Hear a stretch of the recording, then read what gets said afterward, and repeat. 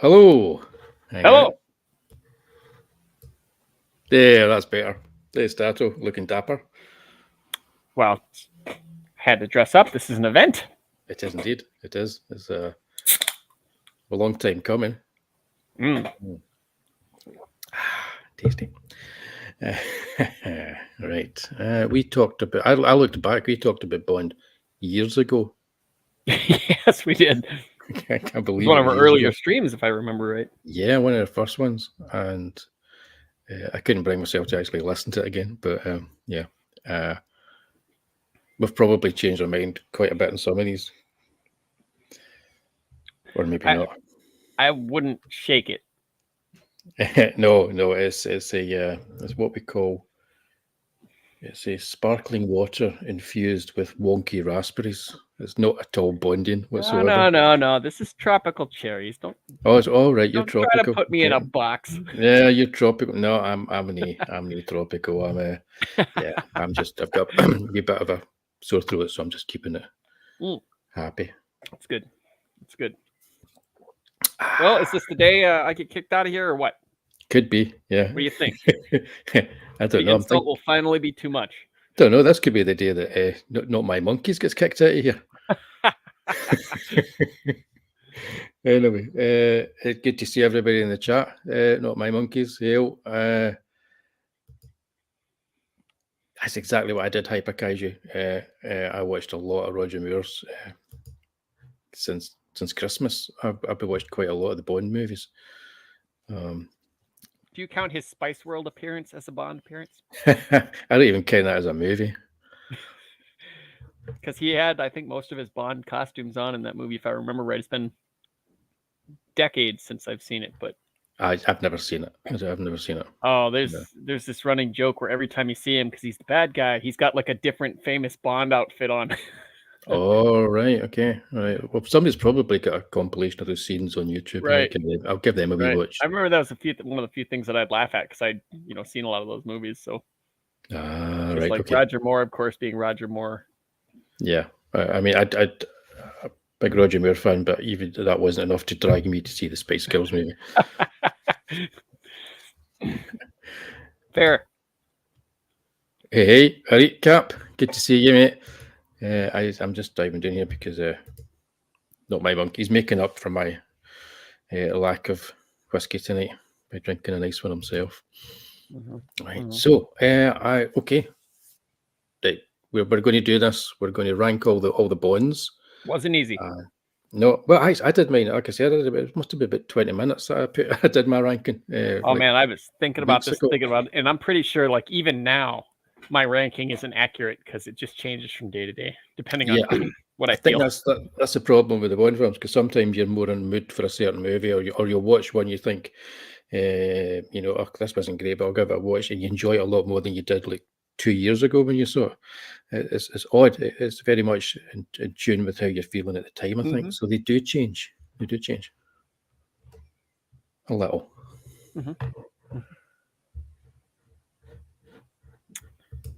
We don't have The Rock on this list either, by the way, for all of you fans of that fan theory. I watched The Rock as well. Okay, since Christmas, I've watched a whole bunch of them, but I watched The Rock as well. And it doesn't hold up for being a Bond movie. You don't concur with that? Have you seen the fan videos where they're like, Bond was in this time at this time and seeing this and this, and it kind of matches up? No, it doesn't work. Okay. I mean, for one thing, you wouldn't go to like a hippie rock concert. He might if he's on a mission. Nah. He'll go to tacky Las Vegas. He'd steal a Humvee. movie Bond would never do that. The Rock's a great film, but that he would also not. There's just lots of things. He wouldn't walk away the way that he does at one point towards the end. He's tired. He would be on point for the mission. He would be. And also, he wouldn't have been in prison for all those years. If he was Bond, he would have been out. He would have managed to get out. Not to visit his daughter or any of that rubbish. No. I mean, it's not rubbish for the character in The Rock, but it's just rubbish for Bond. Right. Maybe not Daniel Craig's Bond, because he's a bit of a wuss. But... I suppose like Dalton would have gone and strangled her just so they wouldn't have any attachments. I can imagine. I can see Dalton going to some kind of hippie rock festival. Yeah. With the long hair and everything. Yeah, I can see that.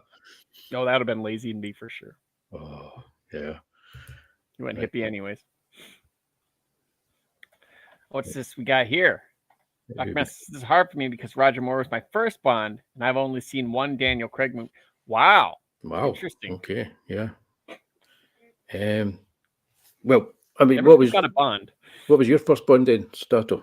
My first Bond, Brosnan. That's my Bond. Well, no, first Bond was Dalton. Right. With License to Kill. But my first regular Bond, like when I was old enough to really appreciate it, kind of around high school, was Brosnan when they made the comeback after 4 years or something like that, the legal problems and stuff like that. So it was an event. Got to see that on VHS. Yeah. Right. Yeah. Mine was Connery on the first TV show on Dr. No. And yeah, it was one of these things you watch it and it's kind of like embedded into your psyche when you're a wee boy.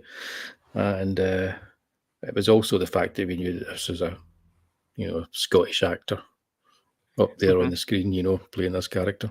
Right. That meant a lot because in the 1970s, when we were watching stuff on TV, most Scottish roles were drunken football fans and things like that. They weren't getting great roles. I'm curious. Something that's always bothered me about Sean Connery. So he does Darby O'Gill. Does a pretty all right Irish accent, as much as he can allow. He's got the like lilting in there and stuff, or the fluting, and then he does the Untouchables, and it's just gone. You won't or can't do it. What do you think? It was there. It was there a wee bit. I don't know. He's that good? No, I don't care. Sean Connery. I like his Arab accent in The Wind and the Lion. That's amazing. I'll say his Untouchables accent was much better than his Russian accent in Hunt for Red October, because that sounded Scottish to me. Yeah, he didn't have to try though, because I had that wonderful conceit where the camera comes out and the mouth comes out, and then they all just hear them in English. No, Man with the Golden Guns, first one. No, that's a good one to see in the cinema.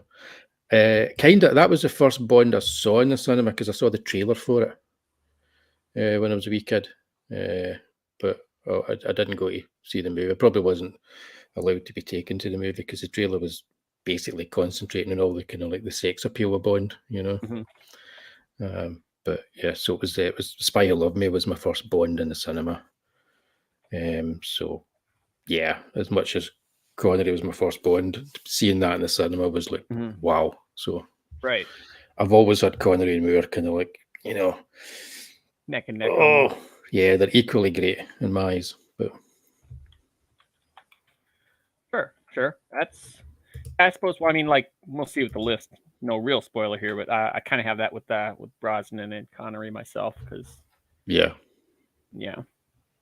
Connery kind of set the stage. Heck, yeah, definitely. Right, so okay then. So without further ado, let's go into this ranking. When I was looking at putting the ranking together, I thought to myself, ones I just love to watch, right? Ones that I think have a good Bond in them. So, like in other words, it feels like James Bond, and it has to feel like James Bond, the cinematic James Bond, rather than the one in the books. Yeah, I was gonna say there's a huge difference. Yeah, and all this stuff about Daniel Craig being close to the books, that's rubbish. It's rubbish. But I've been reading some of the books again. Dalton? Yeah, well, I've been reading some of the books again recently, and it's funny you can read them in the voice of Connery or Moore in your head, and they still work. Yeah, you would probably expect they wouldn't with Moore, but they do. I think the closest to the books are Connery, Dalton, Lazenby, and yeah, that's it. Brosnan a little bit, but not really in my eyes. Dalton was really, really hard on like, I want this like the books, not like Roger Moore or Sean Connery. Like, yeah. But even Roger Moore, there's bits of Roger Moore because when they use the books and some of them, there's bits of Roger Moore that they do work as being kind of Fleming-esque. Right, so let's do this then. So we're going to dishonourable mention, Casino Royale. Now, I remember watching this in the telly when I was a kid, and I think it was on... A fun little spoof, but... Yes, yeah. Not yeah. quite. A lot of posters that were very James Bond. Yeah, good posters, good music as well. It's closer to Matt Helm, I think. Yeah, it's kind of like Matt Helm. Only Matt Helm movies were about 90 minutes. This was a long movie. Yeah. Yeah, this is like the ultimate excessive 1960s comedy. Right. But it's not even remotely funny. A couple of funny bits with Peter Sellers. I think that's I wonder how it played back then. Yeah, it'd be interesting. Go back to a time machine and sit in the cinema and watch this and see what people thought of it. I don't know. I gotta imagine this was like a ridiculous contrast to the books. Like James Bond fans go to the theater and go, "What is this?" Yeah, it's the books themselves are already kind of... I mean, they're spy novels, but they're already a little bit more of a parody than lots of other kind of spy novels. They're not like a John le Carré, you know. So the Bond movies were already kind of parodies in a way. Before Roger Moore came along, they were parodies.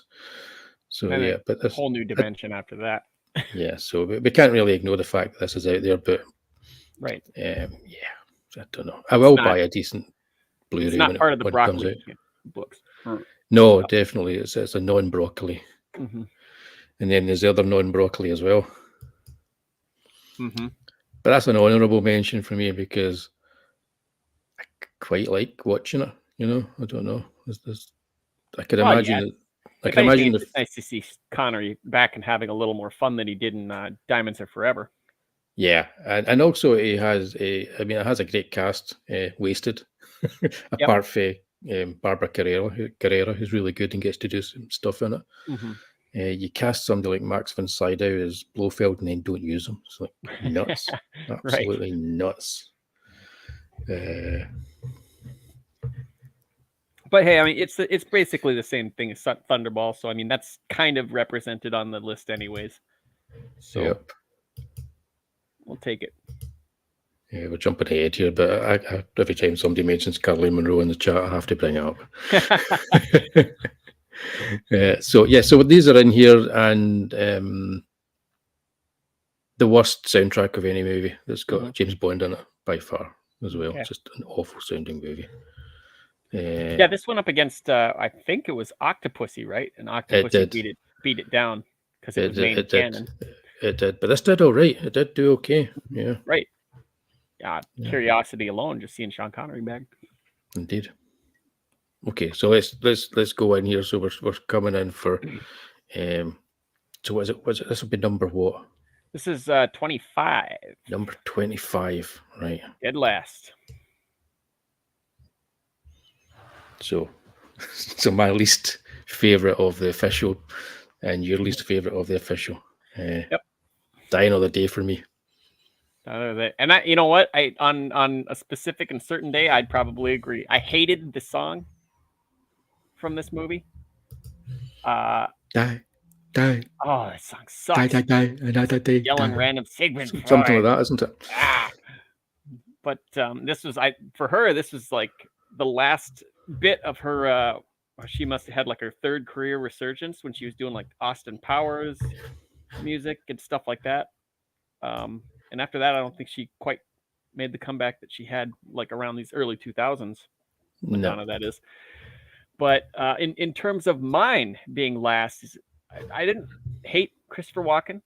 The mission or his motivations were a little silly, but not outside of a Bond flick, especially a Moore Bond flick. But Moore was just too dang old, or should I say, St. John Flint. Yeah. If they'd cast an older actress against her, like they did with Maud Adams in Octopussy, it wouldn't have been as bad. But you know, when it looks as if there's like 40 years difference between them. Had even 10 years younger at least. Even this might have worked a little bit better. It has good bits in it, but I think they also cut the budget in production as well, so that affected it.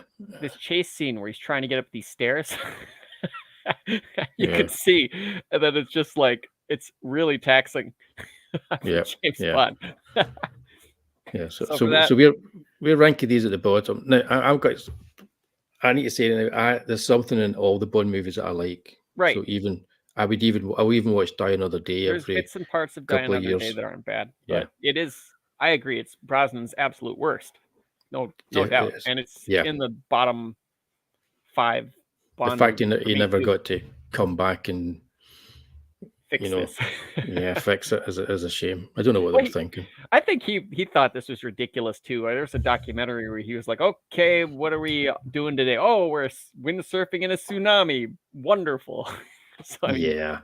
I think he was just like, "I'm gonna come in, just get my Yeah. check." At this point, To completely differing views on these movies here from Not My Monkeys.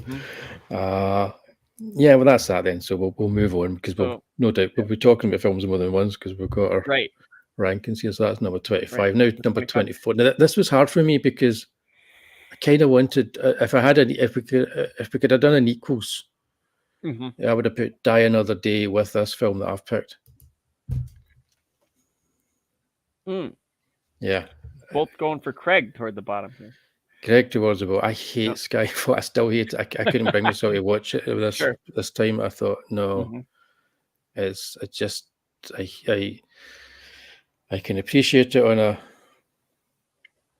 the level of the filmmakers and what they were doing, and there's things in it I like, but as a Bond movie, it just I hate it. Okay. And that's it. That's my review. I hate Skyfall. Well, as far as Quantum of Solace for me, I mean, it felt it was short. It was an hour and a half. That might be the only thing you like about it. But it's 1 hour and 46 minutes. But if you cut out the titles, it's about an hour and a half. Yeah. So yeah. So I mean, it felt more like a Jason Bourne movie. This was happening during a writer's strike, so I can't be too hard on it. But there was just all they could really do was action. But it was supposed to be the second half of Casino Royale. But the villain kind of sucked. He was a really boring villain. They just kind of used the Goldfinger trope, except with like oil or something like that. It was all about getting me a underground water source.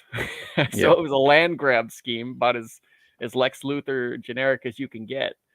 I think if you watch it, I watched it recently a night or two after I watched Casino Royale, and if you watch it then, it kind of improves watching Quantum Solace. You got to watch them all together as one movie. The callbacks kind of like, okay, it's like you can see what they're doing. I see things in it that I didn't see before. I think Quantum of Solace is like you say, it's due the writer's strike. It was trouble production. The other thing, like Quantum was I think it was supposed to replace Spectre, but then it just didn't go anywhere, and they brought Spectre back anyway. So if they had just carried on with what they were doing, okay, the quality of Quantum is down on Casino Royale, but no, they changed track completely when they went to Skyfall. They did this crap to get through the writer's strike, and then they abandoned everything. So it was even the opening sequence wasn't. I mean, the music and the opening sequence wasn't my favorite. The Alicia Keys, Jack White song was. Yeah, I can't remember. I only watched it a few nights ago, and I can't remember it at all. But this one's. I remember the David Arnold beats. That he brings into it that makes it sound like it's Bond, but their actual song, no, nothing. It's my least favorite from Craig. So yeah, I mean Skyfall for me, coming after Quantum of Solace as well. I think people thought it was great. I don't. He doesn't feel like Bond. I dislike him as Bond. It feels cold to me. M is a complete idiot. Everything that's ever happened as bad is because of M. Q is also a bit of an idiot. So everybody who works there is an idiot. I didn't like Daniel Craig's Q. I'm such a fan of the original Q. Yeah. And how he handled, how he was just kind of the fatherly in control figure throughout the whole thing. Oh, grow up, 007, sort of thing. Yeah, and it's such a blatant, because I like all the kind of Britishness of the Bond films, because it's kind of tongue in cheek, but this is like a really annoying.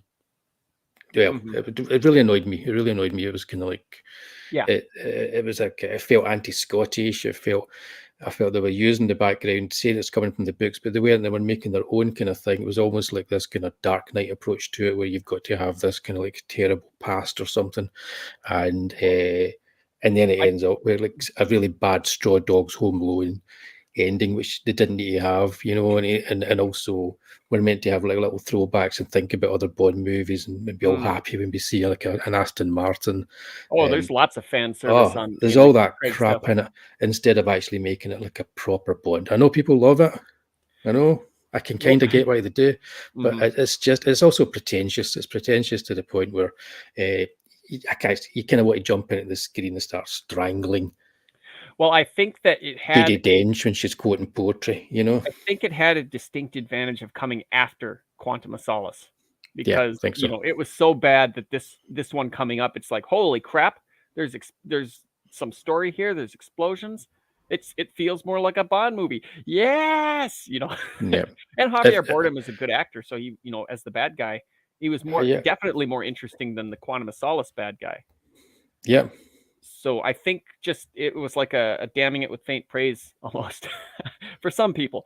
The thing that got me about this and most of Craig's stuff was just always the whole like under the breath comments about like, this isn't the Cold War and we don't treat people like this. You're a dinosaur, kind of like he's a man out of time and he's still like, we don't talk to women like that, Mr. Bond. Yeah. It's this. You had that in Pierce Brosnan's as well, but the kind of, as soon as they said that your sexist misogynist dinosaur, the next thing he was in bed with some hot chick and killing people. He'd smirk at it. Yeah, exactly. And Bond would be like, I need to do better. This one. Whereas Daniel Craig's always introspective. That's why I think he's more like Bond in Quantum of Solace, because they've got that aspect of Bond in there, because it is from the books. But it's like the revenge angle. Yeah, but they don't kind of dwell on it. So yeah, interesting. I'll have to give that on another Craigs. Look. I think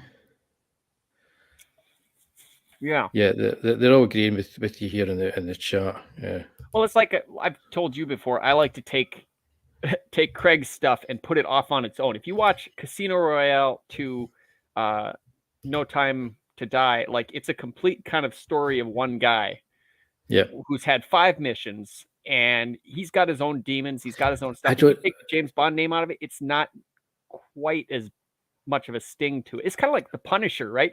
Every Punisher movie, you go, this is kind of off. But then every revenge movie, like Death Wish or something like that, you go, hot dang, that's a good Punisher movie. Yeah.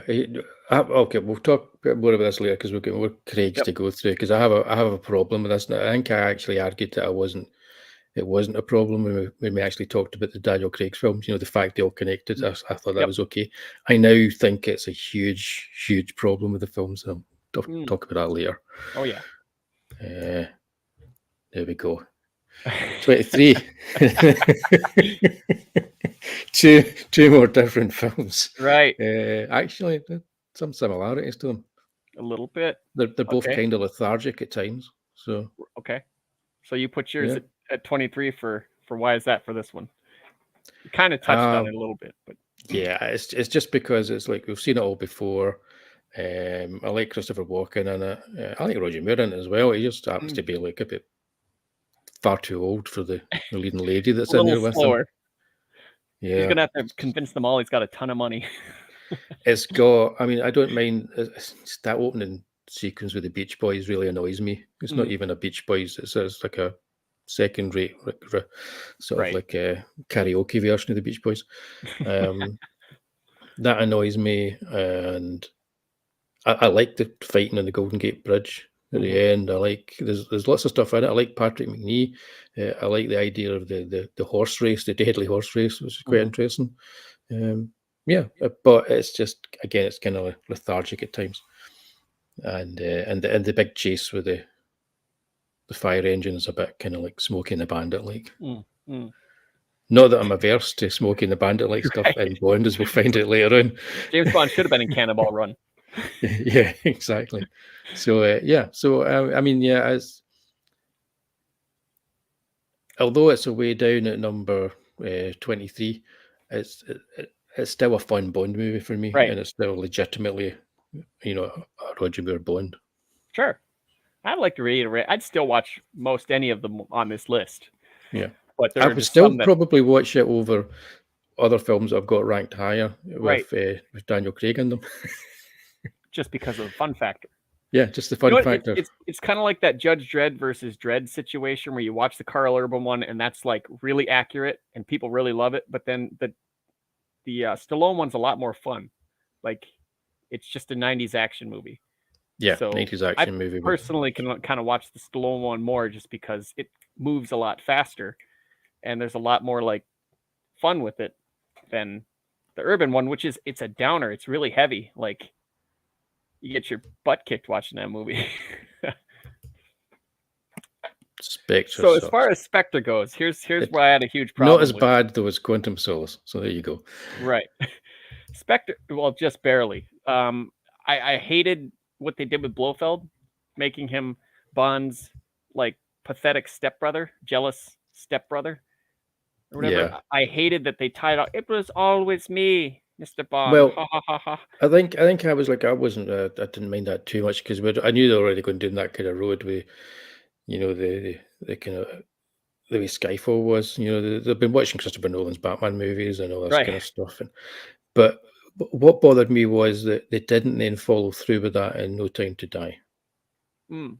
Blofeld was wasted in No Time to Die. That was a Right. movie where they could have actually salvaged Blofeld and Spectre. And that's another thing that, like, looking at something after could have made this movie better.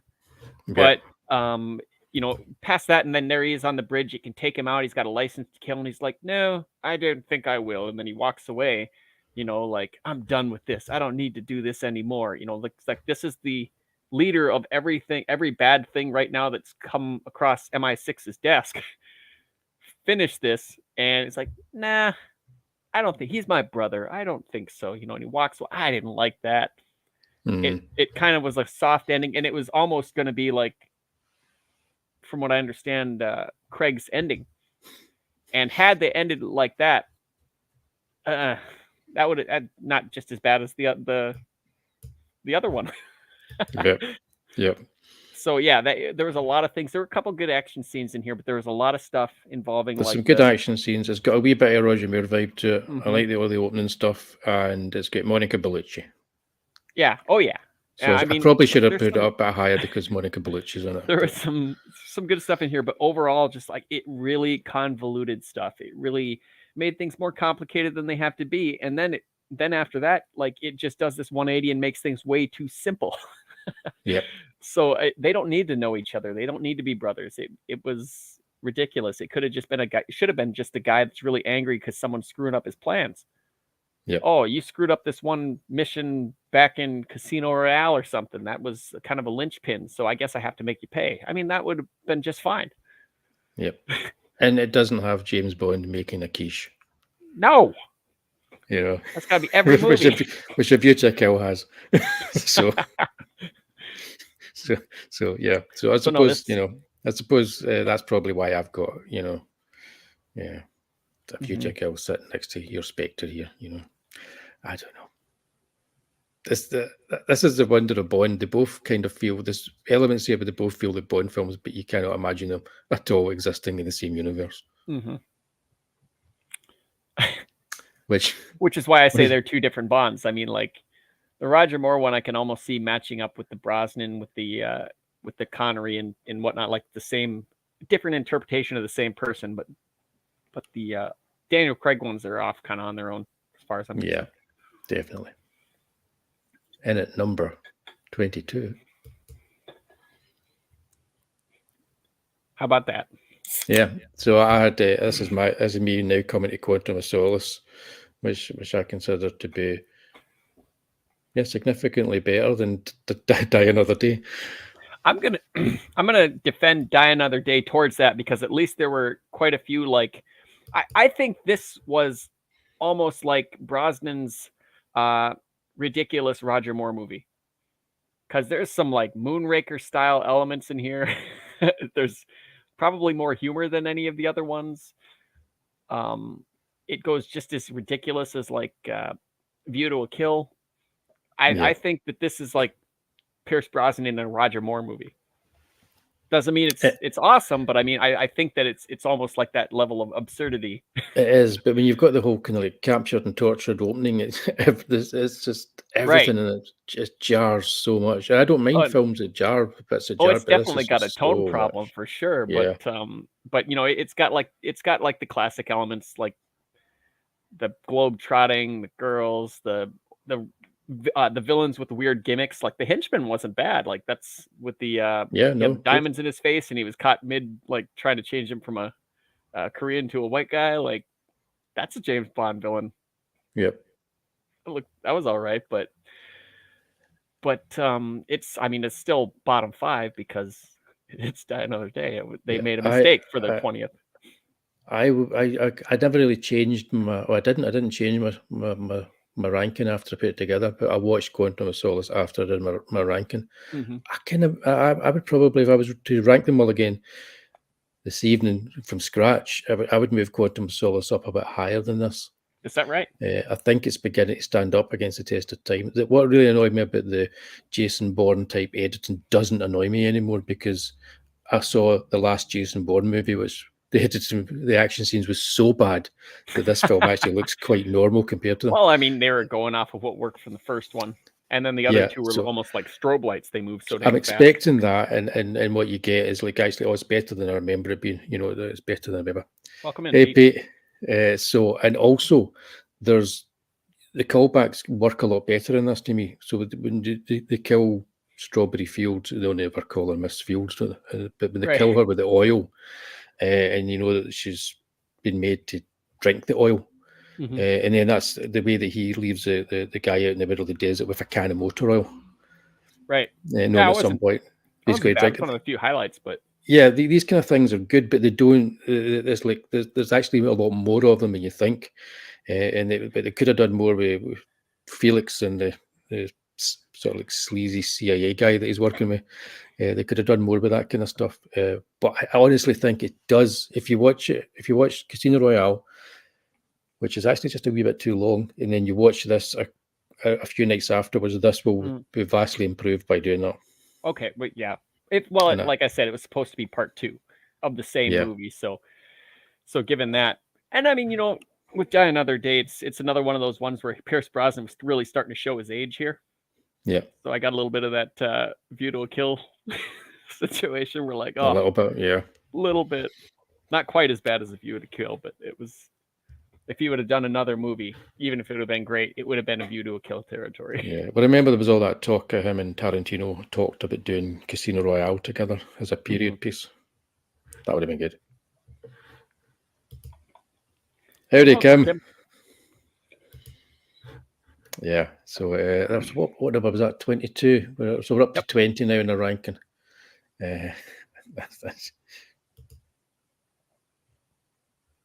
No Time to Die versus Diamonds Are Forever. I'm going to say this is Sean Connery's worst because he didn't even look like he wanted to be there.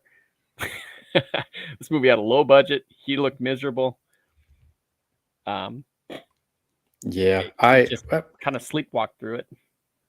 I don't know. I think he's having a good time. I watched it again and thought he's kind of having a good time with us. I'll have to look at it again, but yeah. So I've ranked it a bit higher. This wasn't one of the ones I rewatched. I've ranked it higher for Connery, and because I think it's Tom Bankovich. He's kind of wittiest script out of the three that he wrote. Maybe not his best, but it's one of the wittiest. Well, that's what him coming back for like one after they fired Lazenby, right? Yeah. They kind of got him back, and he was just like, "Okay, give me a bunch of money, and I'll do it." Like,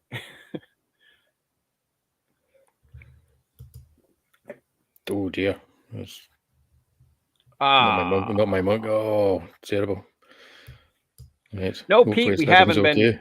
We've actually been close to agreement. There's within a couple. Within like 2, I'll say one, and then 2 later he'll say one, or vice versa. So it hasn't been super like.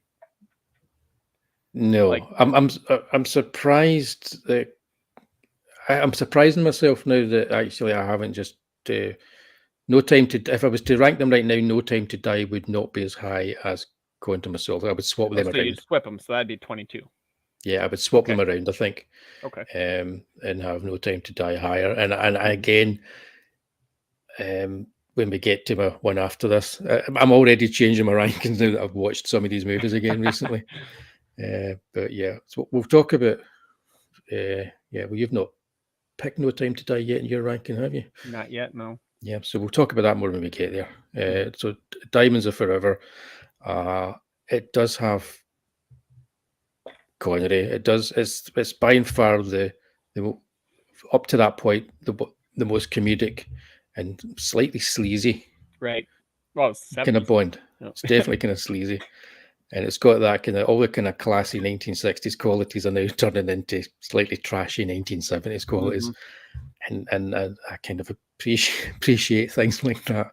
Just It's kind of not even help my it. favorite poster. No, Although standing it next to No Time to Die, it looks much better. But I mean, just as yeah, far as the posters we've yeah, seen, like this one's kind of like a slap it on there yeah, quick. yeah. It looks quite. It looks good when you see the whole poster. Still looks good, but you're right out of the ball.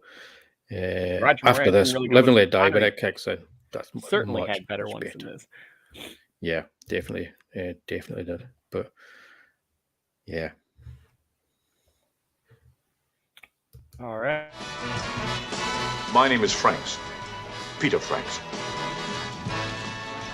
Mr. Frank's credit's good. Good luck to you, Mr. Franks. Thank you. I'll have 2 stacks now. Gentlemen, 4,000. Thank you. Hi, I'm Plenty. But of course you are. Plenty O'Toole. Named after your father, perhaps? Would you like some help? On the craps, I mean. It's very kind of you.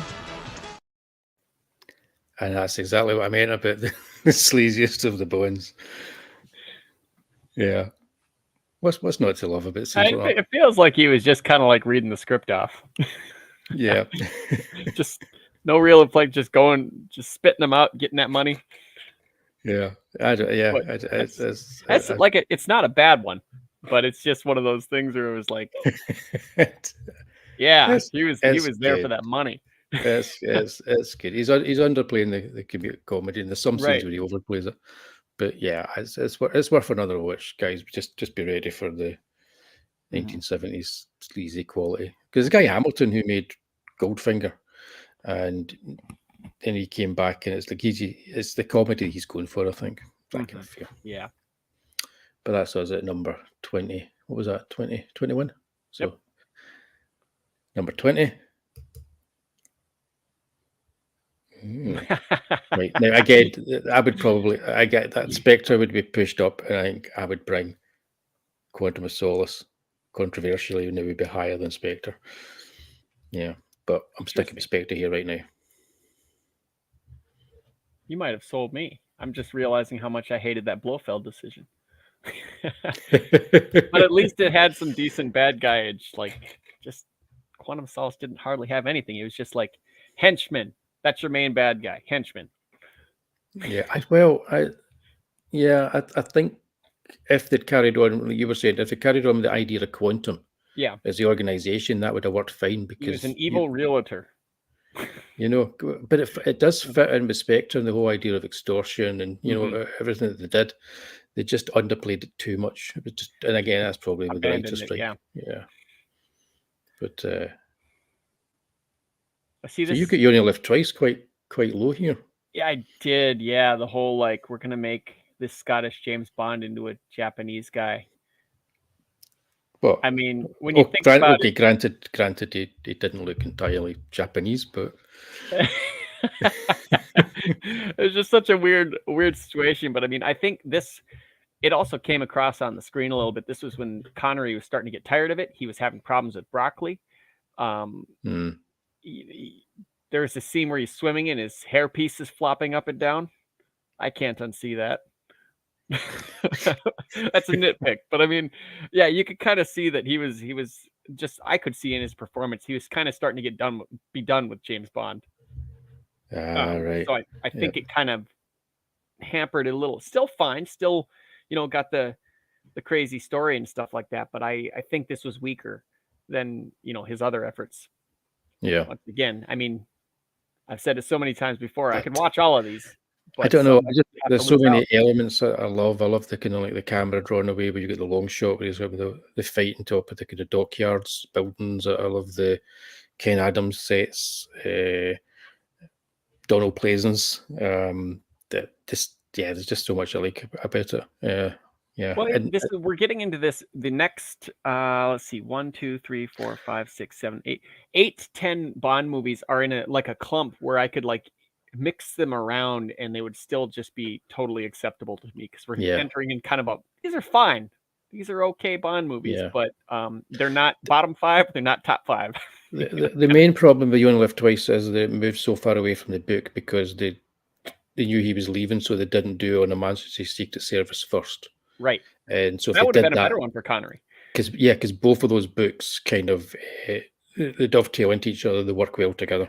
Mm-hmm. And it's a shame. So this is not really a good adaptation of Ian Fleming's work, whereas On a Majesty's Secret Service is actually a really good adaptation of Ian Fleming's work. So it's I think that would have been a great one for him to actually go out on. Yep.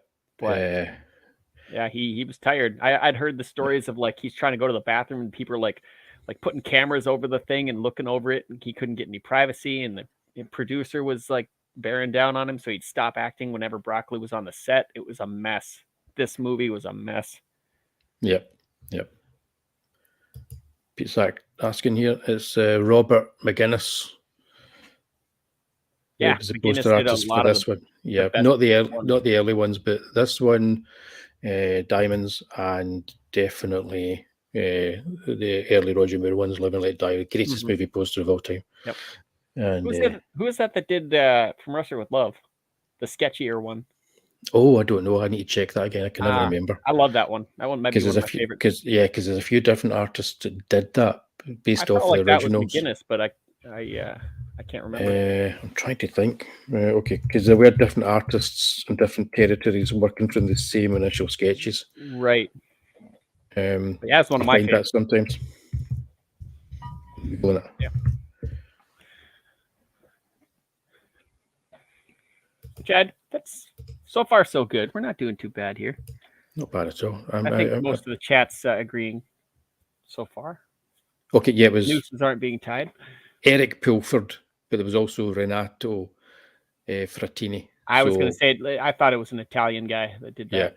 Yeah, but so I'm guessing Pulford did the original kind of design for it or painting of it, and then or design for it, and Frattini did the illustration. I'm guessing, but I'm not. So don't take that as gospel. But yeah, and later on you get the great Bob Peake doing The Spy Who Loved Me. I do believe there are a couple of books on Bond posters, Pete. They're pretty popular. Yeah, I've got one, and I can see it over in my bookcase, but because there's so many posters from like different countries and stuff like that. And... Yeah. I've got quite a few of them on my wall here as well. But yeah, so So we got Not My Monkeys Like This Film. I think he's talking You Only Live Twice. Oh, he'd pay good money to see us take on the posters. We could also do the songs. Oh. Yeah. Well, you already know my number one poster anyway, because Live and Let Die. I was one of the. I loved the stealing Rockets one as a kid. I was wondering what that was. Again, thanks for joining us, World Comics Review. I thought we were having some kind of fit there when I just saw that first part. But yeah, okay. So we'll move on to our next number. What are we at? Okay, so 19. Hey, a Roger double bill. Double Rogered. So okay, that's interesting. I went for Your Eyes Only. You went for Octopussy. Yeah, I felt this one was just a little weaker. Yeah, just a little bit. Yeah, I watched For Your Eyes Only a couple of weeks ago. But they're pretty interchangeable for me. So I mean, like we're in that period. the last time I watched For Your Eyes Only, I was like, oh, this is kind of, I'm not feeling it. I don't know what's wrong with this. But when I watched it a few weeks ago, I really enjoyed it. And I'd read I'd read Moonraker, and I'd read For Your Eyes Only, short stories as well recently. And there's a lot of stuff in this where Moore is actually very much a Fleming Bond. So, yeah, I really enjoyed it, even with the Margaret Thatcher stuff. Rubbish. I think we're getting into the point. These two movies, both of them, for me, I think these were probably where they were settling into a very comfortable spot with Moore's Bond. Like they kind of figured out where they wanted to be, and they were just maintaining it, just doing it. Because I mean, his first three movies, he was basically being, in his words, he was being somebody he didn't want to be. He was trying to be Sean Connery, and it was really rigid and weird and stiff for him. And then he got to kind of be the almost Austin Powers, like charm the girl out of the information style, and that's what his next like 4 movies were. Yeah. So these would be the most comfortable and the most like by the numbers books or things for James Bond, I think, for him. Oh, wow. I've been joined. Money penny. Cap, I thought you were dead. The back. Ghost, he's back. Oh, yeah, hey, excellent, thank you. And it's Mish Money penny. It seems the rumors of his death were greatly exaggerated. Yes. I want to use that. Yeah. Yes. Monkeys. Yes. They did get laughs in the cinema when I saw it, but not many. Right. Yeah. It's terrible. Are you going to sing it? No. No, me neither. No. It was an all-time high by Rita Coolidge. Yeah, it did Octopussy. They chickened out and didn't do a song called Octopussy.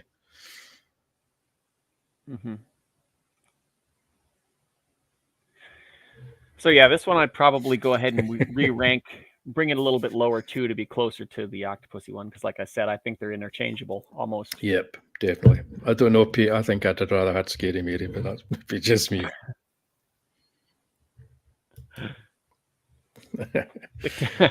There we go. Right, okay, well, we'll talk about Octopussy a bit later, because I've got it ranked higher. You do? Indeed. Not much higher. But all right, here we go. Here's higher. the controversial. Yeah. Here we go. Deep breath, deep breath. Oh. Right, I suppose it's slap bang kind of. No, it's not even slap bang in the middle. What am I saying? This is in the. What were you thinking? What was I thinking? I can explain it. No, I've got Diamonds of Forever here because it's like it's not one of the best Bonds, and it's like I've already defended it with stuff in it. But yeah, it's coming in at number 18 for me. But on Her Majesty's Secret Service. Yes, because I think he didn't have a well enough developed Bond. Had he had some other movies, it's possible this could have moved up to. So I had something to compare and contrast with, but he doesn't. And I think that it, as far as I'm concerned, kind of hurts his Bond, just having the one out. That's right. Put that vein back in your forehead. This never happened to the other fella. It didn't, because he had more movies. Okay, I like George Lazenby's Bond. He's not. I agree with him. He needed a few more Bond films to really get into the role, but I think he does a good job. Physically, he's one of the best Bonds. He's the best Bond in the fight scenes by far. I thought his jokes were kind of hit and miss when I watched the movie. Like some really worked really well. That's not necessarily his fault, scriptwriter more, but that's kind of. I think it's know, like it's one of the funniest. I laugh all the way through that film. It's almost like they wrote it for Connery, and his delivery is different. I feel like that's the other thing. Like if he had more movies, they would have been able to tailor the scripts to his strengths. But here it's just kind of throw it against the wall and hope that more sticks than not, because they don't know really what to expect from him and what the audience will think. So that's quite a good analogy there, Dr. Mask. It's like Graham Nolan trying to explain the Star Trek movies. yeah. Well, he's delusional. I like Star that Trek. No. Star Trek, the motion picture, is better than the Wrath of Khan. So I mean, there you go. Oh wow. If you like watching the ship take off for 45 minutes. Oh, it's amazing. It's amazing. So On Her Majesty's Secret Service is it's got all the elements you want in a Bond movie. They're all done really well. It looks really good. It's got the best score from John Barry. It's got an amazing song. It's got the best Bond girl in Diana Rigg. It's got the best Blofeld in Telly Savalas. It's got everything you could possibly want. It's got a Bond who actually feels like a human being. Who hates you, baby? You actually feel that this Bond is in danger at times. You never really feel that any other Bond is in danger. He doesn't look like he's in danger on that poster. Yes, we know that, but it's a Bond poster. And it's just got, yeah, it's I said, save it. You haven't ranked this yet, so you got to save some of this for your rank. I haven't ranked it yet. I've already told you, like, it's lower because he didn't have his. We didn't know his strengths or weaknesses. I believe this is one of the reasons why it works, and because he just walked on and said I'm Bond and then walked. Danny Peary in his movie book Cult Movies wrote about this. It's the idea that if Sean Connery had played James Bond in this movie, you would not have had the sensitivity that you have with George Lazenby, because we already knew who Connery's Bond was, and he was not going to fall in love. Connery's Bond would never have been believable as somebody in the way that's because he was you had your 6, now here's my turn type of Bond. I mean, like cold-blooded. So you would have had to write a little bit of a different story. Yeah. But it sticks to the book. Warm and cuddly Bond. What is this? It sticks to the book. I feel like I should have ranked it lower now. Thanks for. Yeah. It's an amazing movie. It looks very great. Diplomatic, Pete. Oh no! It's also Peter Hunt's direction. He does things.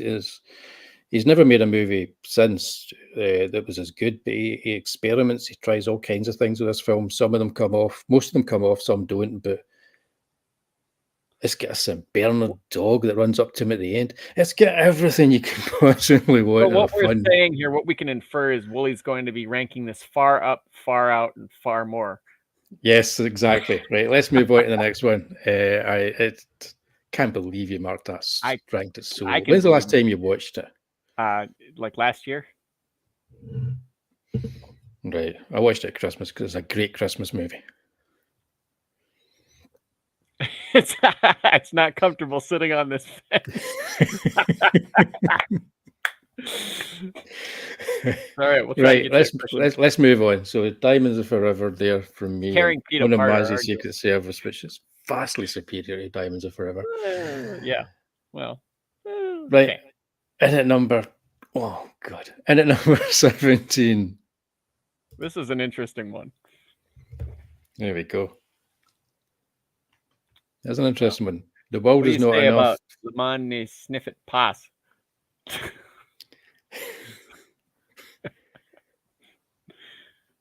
Well, we haven't had the world is not enough yet, have we? So no.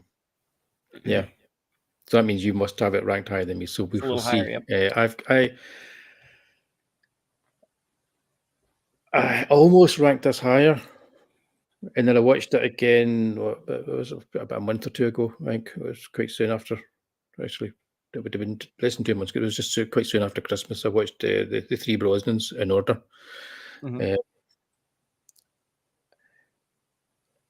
There's a lot I like about this, but it kind of drops the ball every now and then. It just doesn't feel completely. It's true. Yeah. It's I can absolutely agree. This is, of course, his third best. Yeah. But it's a really good film. Really good. Oh yeah. I think Brosnan with his 4-film kind of tenure hit more than he missed. Yeah. For me. So that's why I would, but Craig, it's weird. Like Brosnan had whole movies that hit or miss, and Craig had it was like Death of a Thousand Cuts because you'd have this really great moment, and then there's these couple moments that just made you angry, and then you get a great moment that would kind of, okay, you know what, maybe I'm being too hard, and then another one would just punch you in the head, like every movie, with the exception of one of them. But it's very very conflicting when I watch those movies. Yeah, I think if you watch the first three, they're good. Yeah, they're good. Wow, £3. Very nice. Well, I mean, there's so many copies out there. I guess that makes sense. Oh, fighting words there. Fluff. You know what though? Especially the second two, he's not 100% wrong. They come off as like greatest hits, like you know, kind of cashing in on everything that came before. You know, he's got like Connery kind of personality, and he's got some like Roger Moore crazy gadgets and big huge giant world spanning villain plans. Like it's not quite as blatant fan service as what Daniel Craig does, but there's fan service there nonetheless. You wouldn't get that reference, I'm guessing. I'll explain it to you after the show. Okay. He's a middle of the road TV personality comedian. Oh, that makes sense. I really like the Electra character in it. I think she does a brilliant job, and I like Renard as well. The people were disappointed because he wasn't like the big main villain, but I liked all that. Right. I liked I think when you watch the movie, rewatchability value is there in those characters. Yeah. I had a problem with how they had such a great like setup for like what his like problem or his power was, and then he just went out like with a whimper.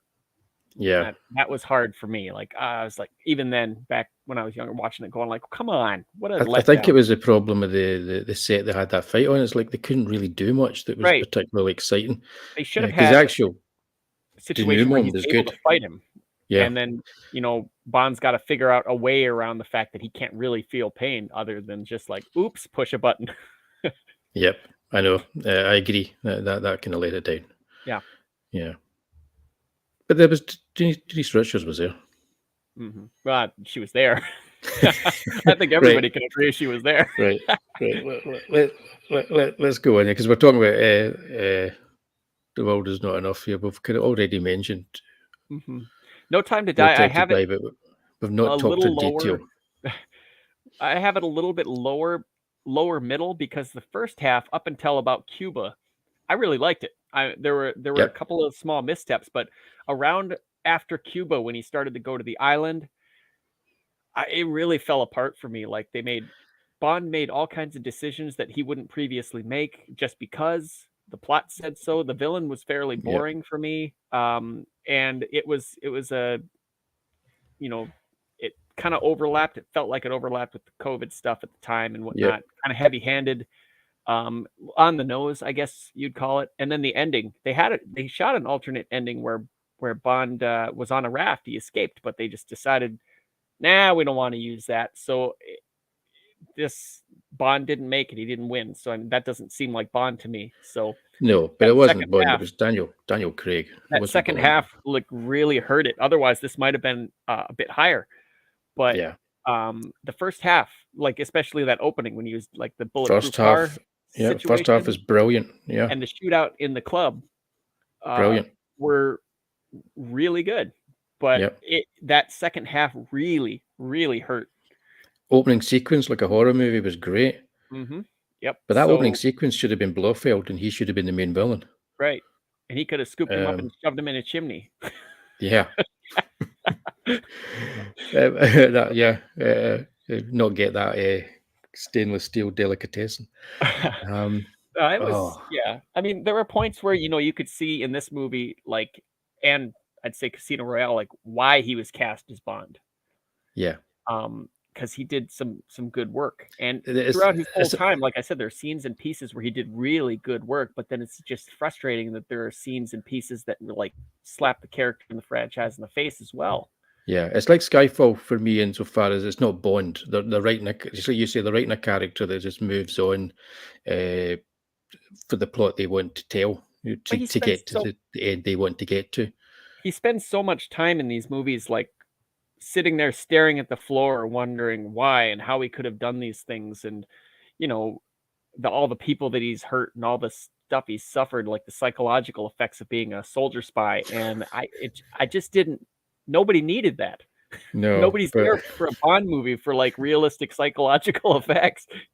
Exactly, but I think anything we've got to say pales into comparison to this. Yes, I can. I like it. I can indeed. And it looks as if it's just about to like stroke her on the elbow. Fantastic. It was cut. She was like going to release that upon the world, and they just decided, no, they were going to keep it for Die Another Day. Yeah. The dinosaurs burst out of the ice castle. Yeah. Luckily, he's got an invisible car. Yep. They couldn't see it. So, and he ran them all over. Yep. See, no Time to Die. I'm going to watch that again at some point. It was too soon after the last experience. Right. I was so gutted that I was enjoying so much of it. I might cut it off after Cuba. Yeah. And we've seen so many Star Treks and every other show about like nanites and stuff like that, and how, and even in this movie itself, they give you a way that they could have actually saved them. But Q is that stupid; he doesn't see it. Nobody sees it because the person writing it is a complete idiot and thinks that we'll be complete idiots as well. It's well, that is what it is. Good jumping off point, though. Okay, so number 16. Living Daylights versus Your Eyes Only. Yeah. I think I said my piece on this. It's fairly interchangeable with Octopussy. It's all right. It's a safe movie. It's Roger Moore doing Roger Moore, James Bond. It's got a terrible Tom Conti score. Right. Did I mention that? Which sometimes I quite enjoy. The problem is I watch it and I think this is terrible music, but then I'll find myself humming the actual skiing theme. Just randomly, and it's these movies are the ones where they put like every dollar on screen because they had to. But yeah, it's all right. It's all right. I'd still watch it. I still enjoy it, but they're a little funnier than they need to be in terms of like it's almost like a Carry On or an Austin Powers at times. It gets a little away from itself when you let Moore do too much more. Yeah. So I think they would make a good kind of like double bill of like Sunday afternoon Bond movies together, these two. Yeah. But let's move on to the next one because it was more interesting. I think if we just dive into number 15. Whoa. Yeah, because I've got License to Kill 15 up against the Living Daylights. About halfway through, yeah. I liked Living Daylights, and I put it around half because he didn't do anything wrong, but he didn't do anything absolutely spectacular. He had complained that the fans were calling him an accountant during this movie, and it's true. Like he had a couple of one-liners, not many, and they seemed forced. Like he didn't want to say them, but they were like, the fans demand these jokes, so spit them out. Very standard plot. Brosnan did a too good much job plot. I think sometimes a Bond movie, I don't mind plot holes in a Bond movie if they kind of manage to just kind of jump over them. And it's a great name, So you're not thinking about them while you're watching the movie. That doesn't happen with either of these movies. But I think The Living Daylights, it just plods a little bit with the plot. Right. Bond disappears for certain stretches of time. He should be there all the time. Yeah, so I mean, it was at times, you're right, it drags a little bit. Yep. And I think he was in a weird position where he was in a weird position where people loved Roger Moore, but they acknowledged that he was too dang old. And so this was so unbelievably different from Roger Moore that it was jarring. Yeah, you'd had Roger Moore for so long that it was like whiplash. Hit the brakes really hard and slam down, and you go, huh, like that when they brought this movie. So having the funny and like kind of like almost like a carnival ride going straight to like this had to have been jarring, and I think that worked against him. Like if they'd made The Living Daylights like about 7 or 8 years earlier with Roger Moore, it would have been a perfect Roger Moore Bond film. I think if he would have come after Connery, he would have been far more accepted. Yeah. I Yeah. think if He he would have would done On Her Majesty's Secret Service Yeah. and or like the first couple of Roger Moore movies, Yeah, he he would could have have been- done On Her Majesty's Secret Service, I think, and made it work. Mhm. So it sucks because he would have been a great Bond. He just got saddled with some movies that just weren't very popular. So it's kind of unfair Yeah. for him But License to as Kill well as is a lot. Lazenby. There's a lot of really cool action sequences in License to Kill. It stands Oh, up yeah. today. It's just not necessarily a Bond movie. It's like No. they were trying to compete with Rambo and Schwarzenegger flicks. Like, Yeah. but it was a great movie. It's the first Bond movie I ever watched. Yeah, I enjoyed it. I enjoyed it a Mm-hmm. lot. So yeah, so that's number 16, was it? Yeah. Yeah.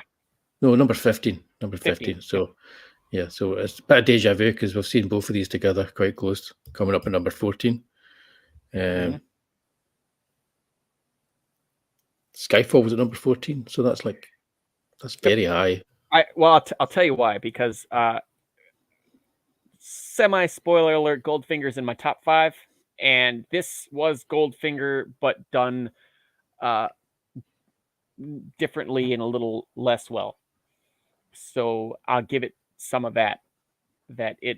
You had the evil Bond person that was screwed by the government, like, same as Alex, and you had there were a few good action scenes, and for me it did come after Quantum of Solace, so it had that effect of like, well, this is better than Quantum of Solace because it's a little bit more of a Bond movie. But you're right, there is a lot wrong with it, so it didn't get super high.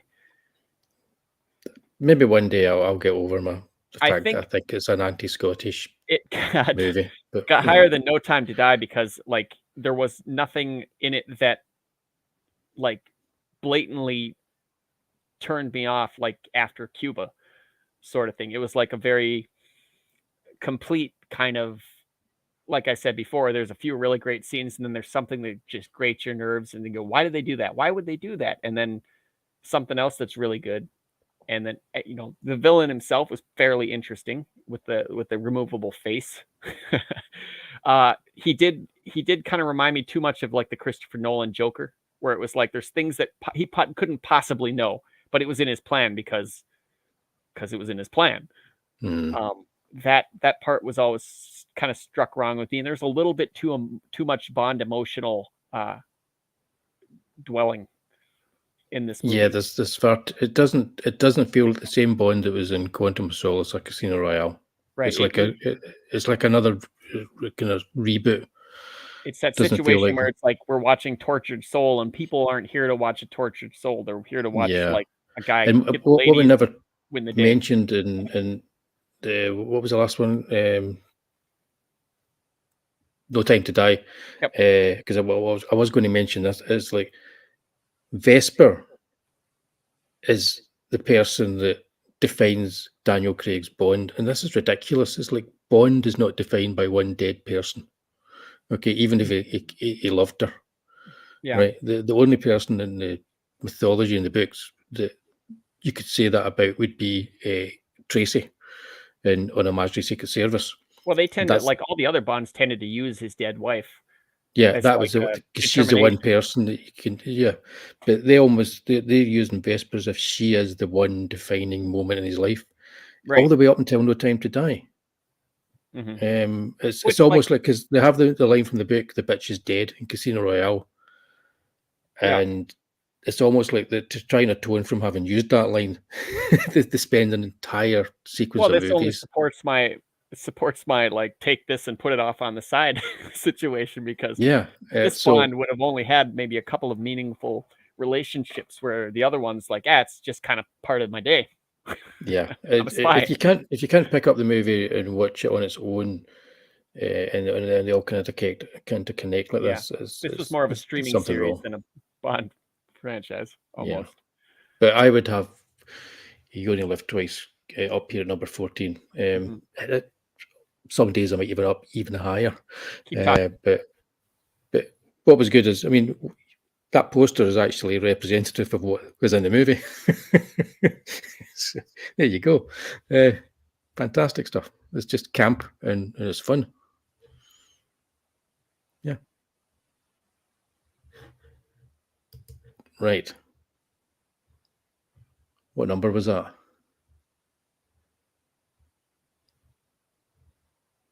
Statto, you still there? I think we've lost Statto.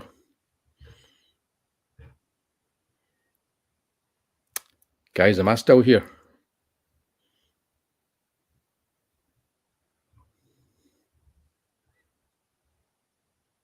Well, it looks as if it's StreamYards is being crazy and doing strange things. Right, okay. Right, you hear me, but it looks as if Statto has been, I don't know. You're back. All right. Well, I thought you'd been zapped by Spectre. Yeah. Because you know what usually happens? What usually happens is it freezes for me. Everything goes wrong. It completely freezes. Cool. And I never mentioned we are live on Twitter tonight as well. Hello, Twitter. I know. Hello, Twitter. Yeah. Sorry, Twitch. We hear you. Thanks, guys. We go 13. This is magic. Yeah, cool. Right. This is good. This is like suddenly after our disagreements, the stars have aligned.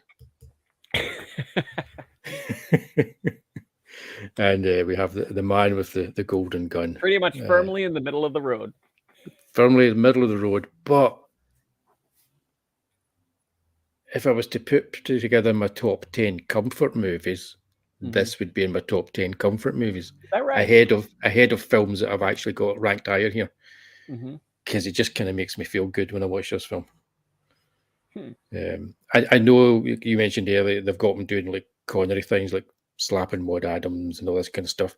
Doesn't bother me too much because I don't think Roger Moore looks uncomfortable doing it. I think we just don't think his Bond should be doing that. Or his fourth outing? You know, this was his. Well, this is his second. Second, okay. Yeah. That's right. That's right. So Live and Let Die was first, and then it was The Man with the Golden Gun. And then Spy. And this was the last one Tom Mankiewicz wrote, because he did Diamonds, Live and Let Die, and this one, and they all have the same kind of this is where he was still having trouble with his character. These first three movies. Consequently, they're I think some of my favorite Moore movies because he does balance it really well when he has to be serious. Yeah, I think he's fine in it. I think the problem is with the filmmakers not quite understanding it. Yeah, but for me, this was middle of the road because I mean there were some failed jokes like the whole like Scary manga for his name, but I mean like the third nipple gag when he just pulls up his shirt and there it is, and they're like, "Oh, you're Scary manga," and then he takes off. He's like titillating, ha ha ha, and it's like, interesting idea, like a marksman with a gun made out of different stuff, just regular office supplies and stuff. That's a cool gimmick. Yep. And having tattoo is his henchman. But it's odd because even when you talk about it and you go, "Oh, the things that don't work," but even when you watch it though, it kind of it as a whole it kind of works. Yeah. Never understood the old southern dude riding James Bond. Yeah. I like that. The fact that he meets the sheriff from Live and Let Die in this exotic location for no reason whatsoever other than the fact that the sheriff was successful and popular with people in the previous movie. I almost think Christopher Lee was a little bit wasted in this movie, though. Yeah, he was a little bit wasted. He was, because it's not like one of the premier Bond films, but he still gets a good bit to do as Scaramanga. Steals most of the scenes he's in, Yeah, every scene he's in is a top scene. So you could argue that if he did more, then it would be less impact. Yeah. He gets the opening pre-title sequence. It's all about him. What's that? The whole pre-title sequence is all about Scaramanga, not Bond. Right. I like the whole kind of like knick-knack kind of betting against him, try to get people to come and kill him. I like all that stuff. Right. He's one of the more colorful. It's weird because he's a regular guy, but he's one of the more colorful, memorable villains. but he really isn't that much different. Yeah. Christopher is like a cheat code. Yeah, that's good. And it rocking the flared trousers, only Roger Moore could. Right. That's not a great likeness though on your side there. No, it does. It's nailed Dr. No there, and they got Goldfinger really well. Yeah, I don't know if it's just it was a low res poster that I put that up. Oh. It might look better in a high res version. Yeah. But yeah. Yeah, Nick Nack was great in this. Another like very memorable guy. Yeah, but this is, like I say, this is like one of my kind of comfort movies. So sure, but that's cool that we kind of came in together at number 13. Point. Right, and there's certain similarities in our number 12 too. So let's go and see what that is. At number 12 we have Octopussy and Moonraker. Moonraker's a fun one. It's probably because they're trying to do Star Wars. Yeah, I was trying to think. You had Octopussy at what, 19? 19, yeah. And I'm at 12, so I've got it. That's and quite. I think yeah. This one kind of sold it for me on personality. I mean, they brought Jaws back. It's still kind of part of his like kind of silly, could be interchanged with the rest of them if it weren't for like the very unique theme, space theme. Yeah.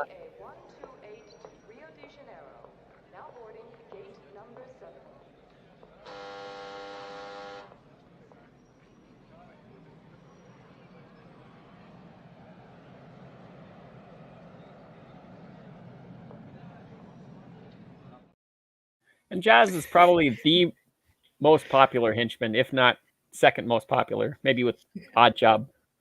Yeah. Close. I mean, like people love Jaws. Yeah, and Jaws is kind of like the sheriff as well. You know, bringing the sheriff back in the first two kind of Roger Moore films. They do the same thing with the comedy character although he was also like a killer and a stone cold killer. He was the main comic relief. So to bring him back and turn him into the comic relief. Right. I mean, so this one, I think they knew the kind of movie they were making was a little ridiculous, like James Bond in space, you know. Yeah. But which is actually the least ridiculous part of the movie. It really is.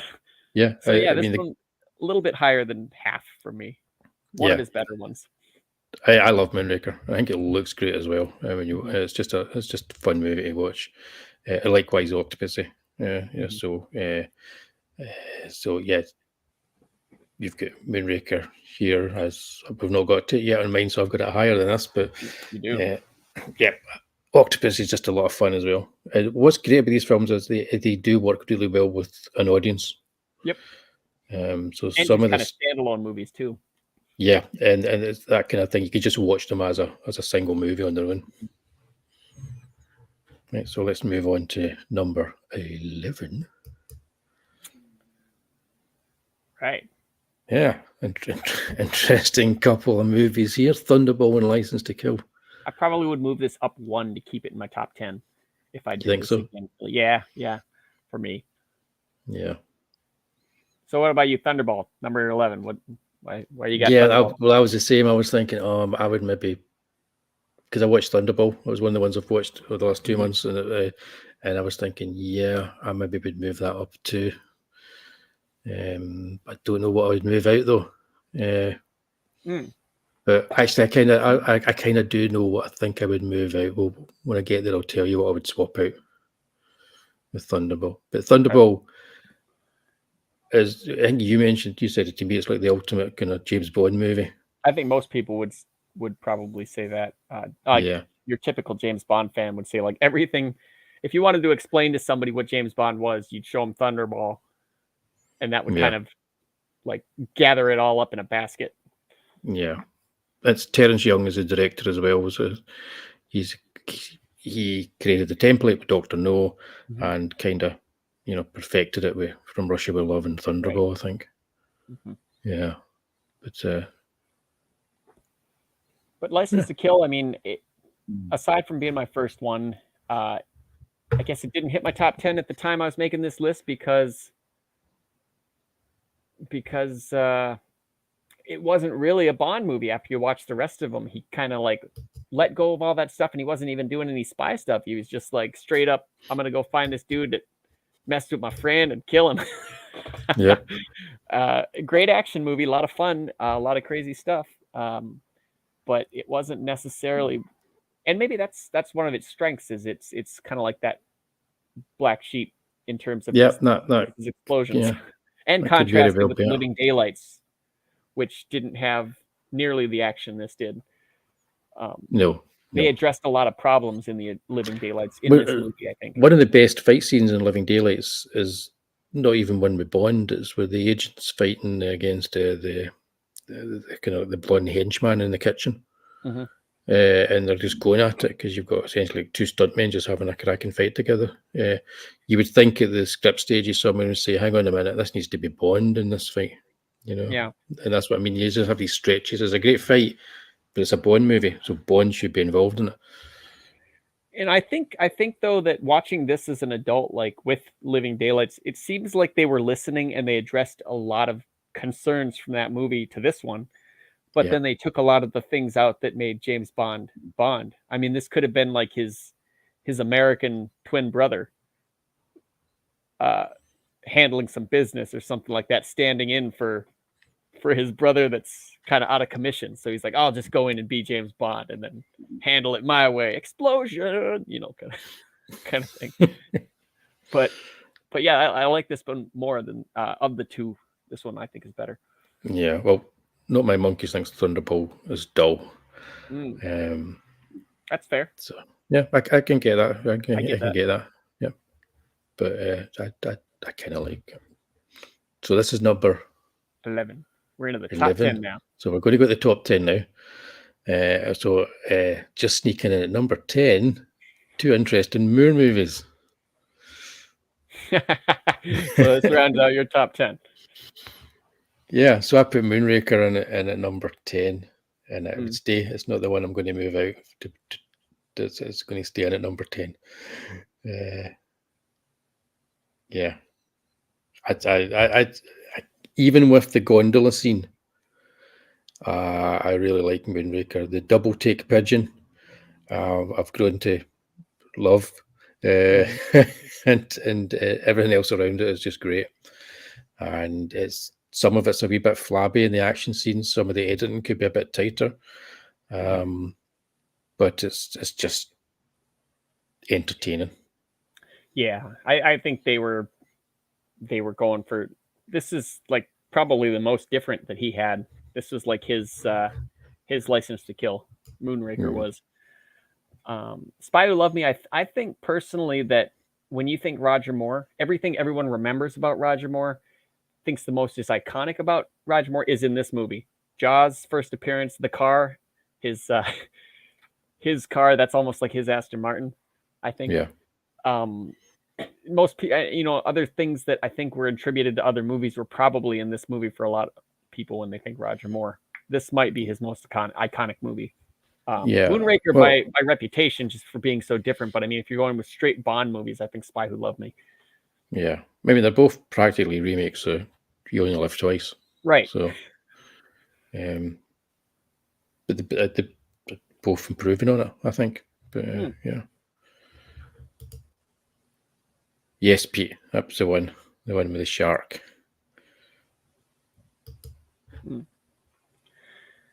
Two good posters as well. Okay, so yeah, well, I of course have the Spy Who Loved Me ranked a little higher. Sure. But where? Let's find out. And at number 9, Two Brosnans. Right. Okay. So number 9, what do you think? I've got GoldenEye in at number 9, and you've got The World Is Not Enough. And here's where I controversially say I would probably swap GoldenEye out for Octopussy now. My goodness, man. Yeah. Trying to stab me in the heart for that on Her Majesty's Secret Service thing. Yeah. It's okay.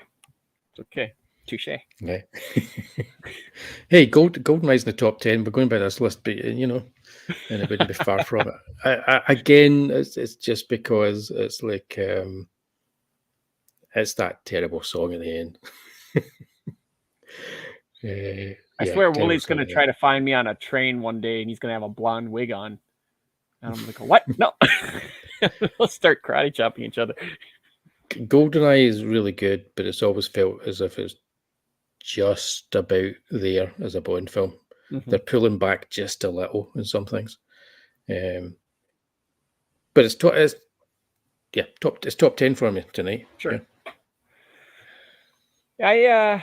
With this movie, there's a lot, of course, that you could look at with Twine, thinking like this. There's all kinds of wrong in here. The bad guy, wasted potential there. There's an okay plot twist and stuff. The opening wasn't bad with the boat, but and I think for me the biggest thing that I liked about this is Desmond Llewellyn got a great send off in this movie. That was probably one of the best exits in cinema history, as far as I'm concerned. Yeah, that was good. He got a good line, and then he just went down the trap door, and unfortunately passed away in a car accident going to a 007 convention. So he didn't get to do anything else. But for me, this is almost where James Bond really ended, because that was Q. R is okay. John Cleese was all right as a couple movie subs, but I mean, but he was quite good in the closing scenes where they had the camera on, and it's the usual kind of Roger Moore type ending, but Bond's in bed and they're like, "What's happening there?" And when he realizes, he's just kind of like, right, and puts it down. So that's a kind of Q-like thing to do. I think I like Pierce Brosnan because he does encompass a lot of like everything else the Bonds did. His second half of his tenure, like very much Roger Moore style. The first half was a lot closer to like Dalton and Connery, in terms of like balancing, the one-liners and the seriousness. He didn't have a ton of gadgets. He had a few, but not a ton. Yeah. More so definitely later on, like more.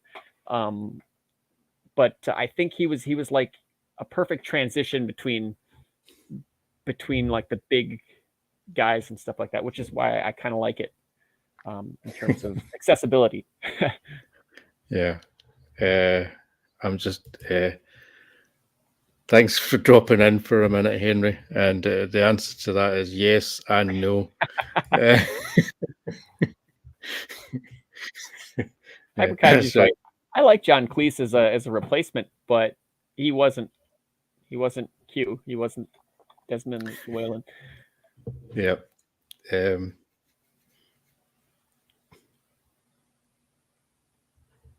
Yeah, I can't help but like John Cleese. Yeah, I agree. Yeah.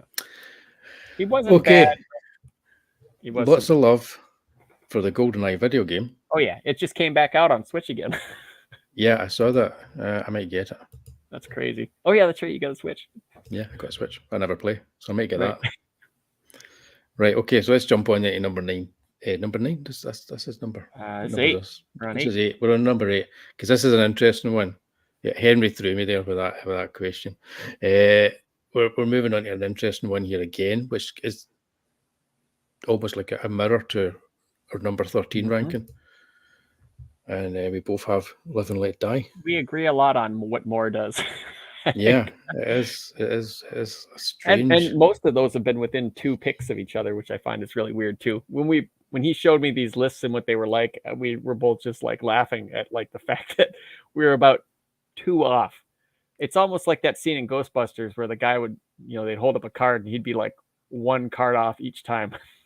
He'd still get shocked. A couple of wavy lines.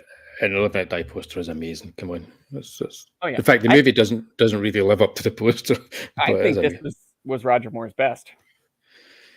Yeah, I think so. I think it could be argued as his best, but yeah, definitely. It's also got that blaxploitation and slight horror element to it too, which I love. Very much of the time. Yeah. But yeah, I like this one. This was one that stuck with me. That good bad guy, real memorable bad guy. The whole idea of the sort of like redneck sheriff as well was because they were a little bit worried about the fact that all the black characters were bad guys, as well. And so they wanted to counter that. And that was why he was in it. But they were pretty commanding, like in terms of I mean, you had some great actors. Yaphet Kotto, holy crap! Yeah. And Yeah. they did a great job. They were memorable as far as I was concerned, right up there with like some of the best Bond bad guys. Their own personalities. They're not And copies it of has anybody else. like the scene as well with the crocodiles where he has to jump over them, Right. which is an amazing scene. It was people probably thought was faked, but it wasn't, Right. because it was the guy who had it was the guy who owned the crocodile farm. The guy Right. was called Kananga, and they named the baddie in the movie after him. Mhm. He did the stunt. So if you guys check after this, check the outtakes if you haven't already seen them, because he does the stunt 5 times. gets it on the 5th time. But after he does it the first time, the crocodiles are onto him, so they're waiting for him and they're going for him every time They're he does not it after stupid that. animals. No, not at all. So it's worth watching. So it's Yeah, perfect. it is. Not a bad number Yeah. 8. What's with all the fun? It was to Giving you the differentiate. side eye. It was differentiate. We're having 2 together. I thought we'll have like lots of different ones. Mhm. Yeah, that's what all magnetic watches were made for. You can see the little thread in these scenes, can't you? I'm disappointed James Bond never had a Casio calculator watch. Well, he did have the one. Well, he did have the one in Spy Who Loved Me that had the wee kind of like ticker tape that came out of it. So Close. Close. that's close enough. Actually, we'll go back up here again, because I think that's what Pete was talking about. Moonraker and the Spy Who Loved Me. Yeah, because they're kind of my comfort bonds as well. I think all those ones. Okay, so that was a cool one. That was good. We agreed, nothing to disagree on there, so there's not much to talk about there. So let's look at number 7, which is an interesting one. Yeah. Coming in with the karate chop. Yeah. Now, it's interesting because I've got a Daniel Craig film in my top 10. Yeah, well, this was his. I mean, no, everybody agrees. Like, especially compared to the other ones, this was a darn good Bond movie. Yeah, it's terrific. Really good film, and brilliant. Like the cast. only gadget he had was a defibrillator in his car, which you'd think that they absolutely would have something like that. Yeah, that was interesting. That made sense, and they didn't have Q to explain we have a defibrillator, so you're sitting waiting for it to happen. Mads Mikkelsen as Lashif was a great bad guy. Yeah. Yeah. Oh yeah, we didn't mention that. It was Not My Monkeys. The coffee machine scene with M is a classic at the beginning. It is. It's like it's a lot of fun. I think this is in this movie they like took all the right stuff from Jason Bourne. Not as much. I mean, like they leaned a little too hard into it in Quantum of Solace, but they just took what was going on in action at the time and they kind of adapted James Bond to it. They even had parkour, but I mean, but I think that this was also very much of its time. Because obviously, it's very much changed. It's a really good film. Mm-hmm. I think it's maybe just a teeny bit too long, because it takes an hour before you get to meet Vesper. Mm-hmm. You know, I mean, it's great. There's loads of action, but I could probably cut 10 minutes or so, 15 minutes or so out of the first hour of the movie. Just narratively, so we get there quicker. I think this is closer to what Timothy Dalton was thinking with this particular movie. There was a little humor in there, but it was not forced. It felt natural coming out of Craig's mouth with the jokes that he had. They were very much like digs at the person, like stabbing them with a knife versus, something for the audience. Almost. So I mean, yeah. Cap's giving it some love here. And, top 5. Okay. Yep. Just missed my top 5, but I could probably take one of those 5 out and put it there just as Eva easily. Green Bakewell. Yeah. I think Pete ranks these on the girls. I think so. To be honest, that's part of my ranking as well, because I know I see your number 3, and I know exactly why it's there. Really? I have no idea what you're thinking about. It was all. I don't know. My top 3 could all change quite easily. Well, not number one. Come on. No. It's not going to Well, happen. Goldfinger, I think, is a lot like Spy Who Loved Me, in that like a lot of the stuff that you think really iconic for James Bond and Sean Connery is in Goldfinger. Yeah, The totally. laser, the Pussy Galore, lines and stuff like that, like the crazy robbery, Fortnite, like Odd Job, the crazy villains, like a lot of that's right there. Like I think that Thunderball is what people think James Bond kind of is, but Goldfinger, like I think, sums up Sean Connery's run pretty perfectly. Yeah. I'd agree. Yeah, I think Goldfinger and Thunderball, and You Only Live Twice. Out of those three, I think those are the three that somebody will be thinking of one of those when they're thinking of Bond. All the elements originally within those. Yeah.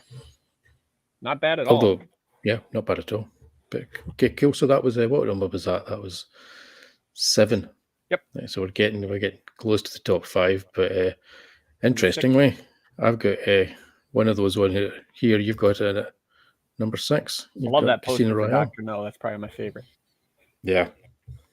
It's a good poster for Casino Royale too. But okay. So, yeah, it's like I quite like that. But Live and Let Die, I've seen people and read reviews where people criticize it for introducing Bond just as like at home.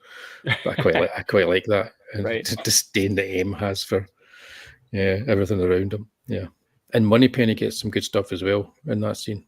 So yeah, I like. Yeah, I'm a monkeys. I like that. So here we have 2 similar kind of movies in some respects, and they are close to the books. Both first outings. Yep, exactly.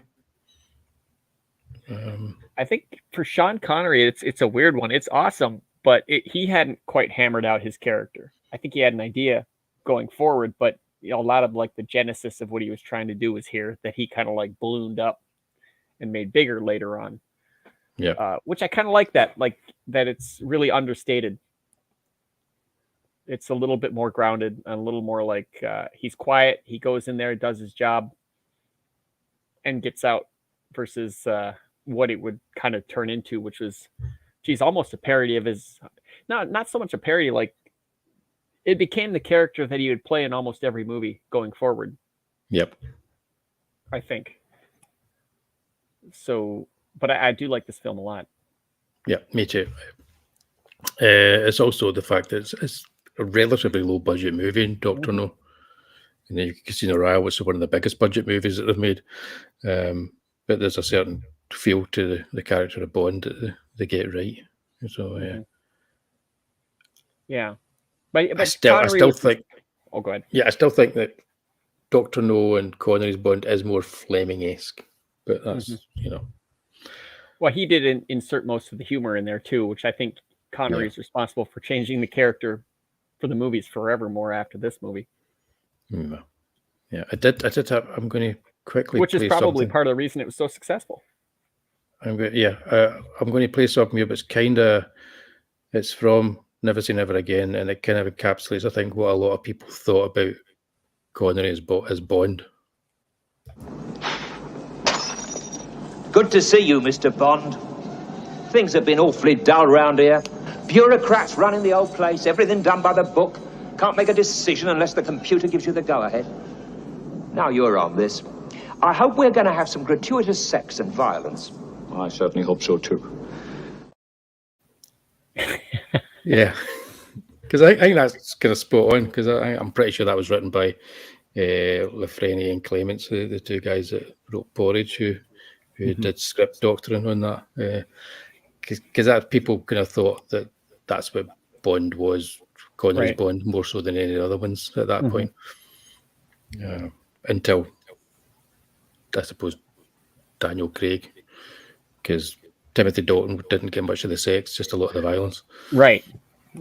Which I think, of course, this is ranked a little higher for me, so I mean we can halfway skip when we get to mine. But I think the nice thing about this was there was nothing to call back on. There was nothing to like wink at the audience about. It was just like a straight kind of sci-fi spy action movie that didn't have to rely on anything that came before it. I think that's a big plus for me. Yeah. Like this could be like, in like Flint or something like that. Like Yeah, and like, yeah, just exactly. put it off on its own and it just be one movie from the 60s, and still work just as well. We could rank all the 60s spy movies that weren't Bond, but I don't think I've got enough whiskey to get through them. Yeah. Yeah, there's only so much Matt Helm a man can Matt take. Helm and Flint and Casino Royale, I suppose, the original. I think I pretty much covered this when you put it. Like, I think they learned a lot of the lessons. I think they had a lot of strength in here that they went away from. Yeah, probably definitely. because Craig wanted to explore the character's psyche, and and the writers wanted to do that too. And I'm sure he had a lot of influence in terms of what went into the movies. The big kind of like takeaway is Dr. No, go back to Fleming. That's a big takeaway. Go back to the books, and then they always get something that works. Although in saying that, Moonraker didn't do that. They completely ignored the book. Oh yeah, but it was a lot of fun. Oddly enough, it is probably the best or one of the best of the Fleming books, Moonraker. So if I was to say anybody just read one, I would say read Moonraker. If nothing else, to see how different it was.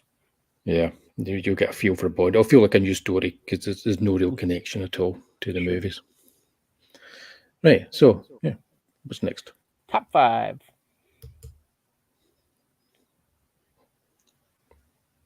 So Goldfinger for you, Thunderball for me. I think I've said it before. Like, I think this encapsulates a lot of what everyone thinks Bond is. Love the poster. Certainly better. Listening to and talking with this, there are some that I would probably rank above this, but in terms of what I was thinking when I was making this list, this is just one of those like Bond movies, for better or worse. In all its faults and all its glories, it is very much a Bond movie for the movies. Yep. No, I thoroughly enjoy it because, like I say, it was up in my 11. I could probably move it into my top 10 as well. I could, I don't know, kick out Casino Royale maybe and move it in. I could quite easily do that, just to get this in. I mean, kick that out, get this in. Or then need to kick something else out for Octopussy.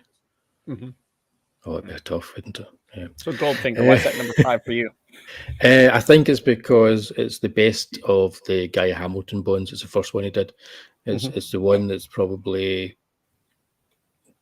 genuinely is witty all the way through without kind of laugh out loud, kind of like you hear all the quips make you laugh kind of stuff. And it's got Honor Blackman in it, which is great. Great John Barry score. And it feels very 60s, but not in a bad way. Right. So it's just all that, and it's kind of it's like the book, not entirely, but it's got the kind of same kind of vibe and feel of the book. So and it's got iconic stuff like the Golden Girl, Shirley Eaton. Right. Yeah. Like I was saying before, like that stuck with Sean Connery for sure. Yep. That's, the line, "You expect me to talk? No, I expect you to die." Can't you take Cap anywhere, can you? He's giving him oxygen. Yeah, met Shirley Eaton. She was a really nice lady, and she signed my James Bond Goldfinger VHS with a golden pen. Cool. So I've still got that. It's one of the few VHSs I've still got. Great. There was a Modesty Blaze filmed in about 09. It was one of those kind of like presented by Tarantino type things. It went straight to video. Yeah, I much prefer the not very good 1960s one, but yeah, Goldfinger is one that I think I don't rank, and then I watch it and I go, that's really good. That's why it's so high. Number 4. Yeah, 4. I think we were wrong there. It was 4 and it was 5. Tomorrow Never Dies.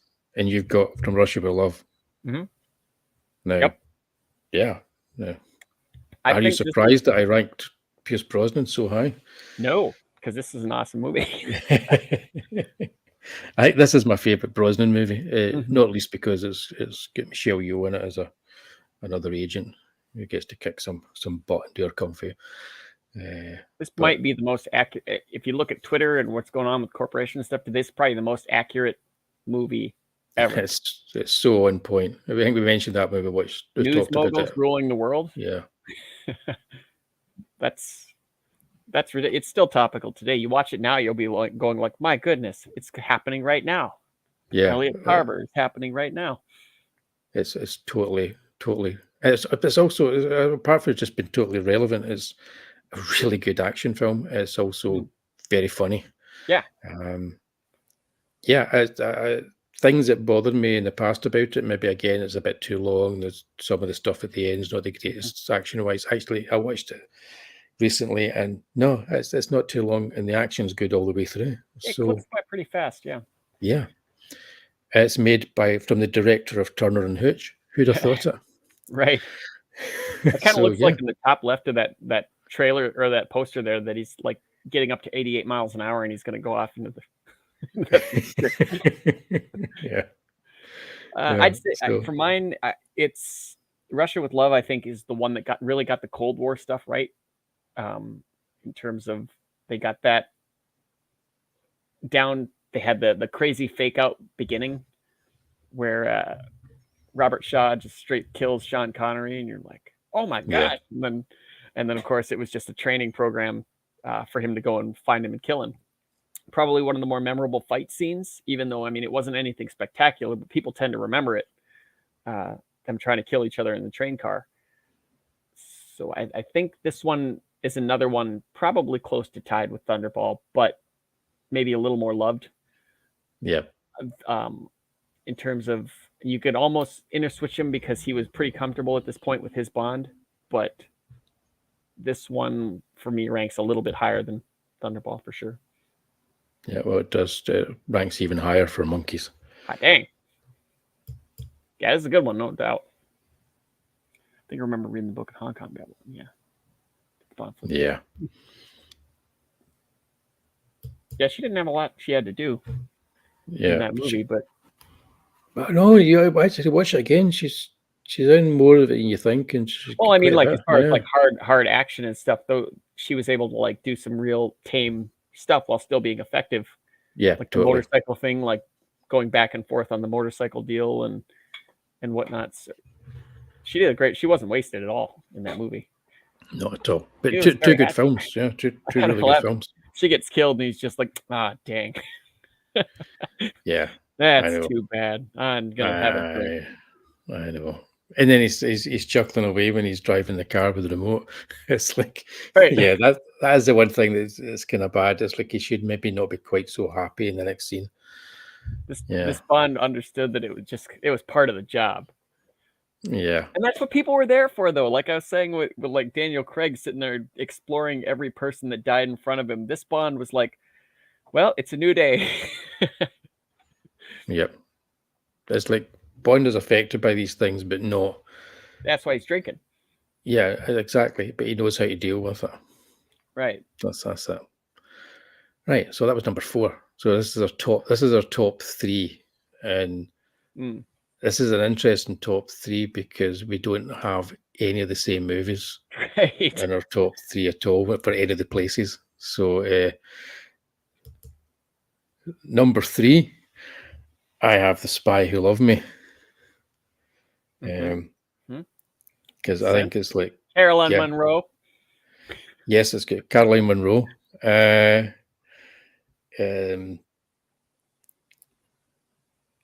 It's just like a big, Can you believe entertaining movie that I'm taking in this chat? Can you believe this? I'm gonna let it go because I like you guys. Shocking. Yeah. Also, yeah, I agree exactly. Knows exactly how to rock a black choker. But But yeah, Spy Who Loved Me, again, I saw it in cinema, first big Bond movie in the cinema. Everybody was raving about Star Wars 1977. Yep. I was like, yeah, it's good, but come on. It doesn't have Caroline Munro. And also, I'd much rather be James Bond than some farm boy with a laser sword. So that was my take as an 11-year-old. It was like, yeah, come on. Yeah, this was a good one. This is the first was Moonraker. Was that 4 or 5? Moonraker. Because yeah, he did the 3 movies. Moonraker was 4. Yep. This is his third one. I really like his first 4 movies, and then it started to get a little silly for me. But don't believe you, Pete.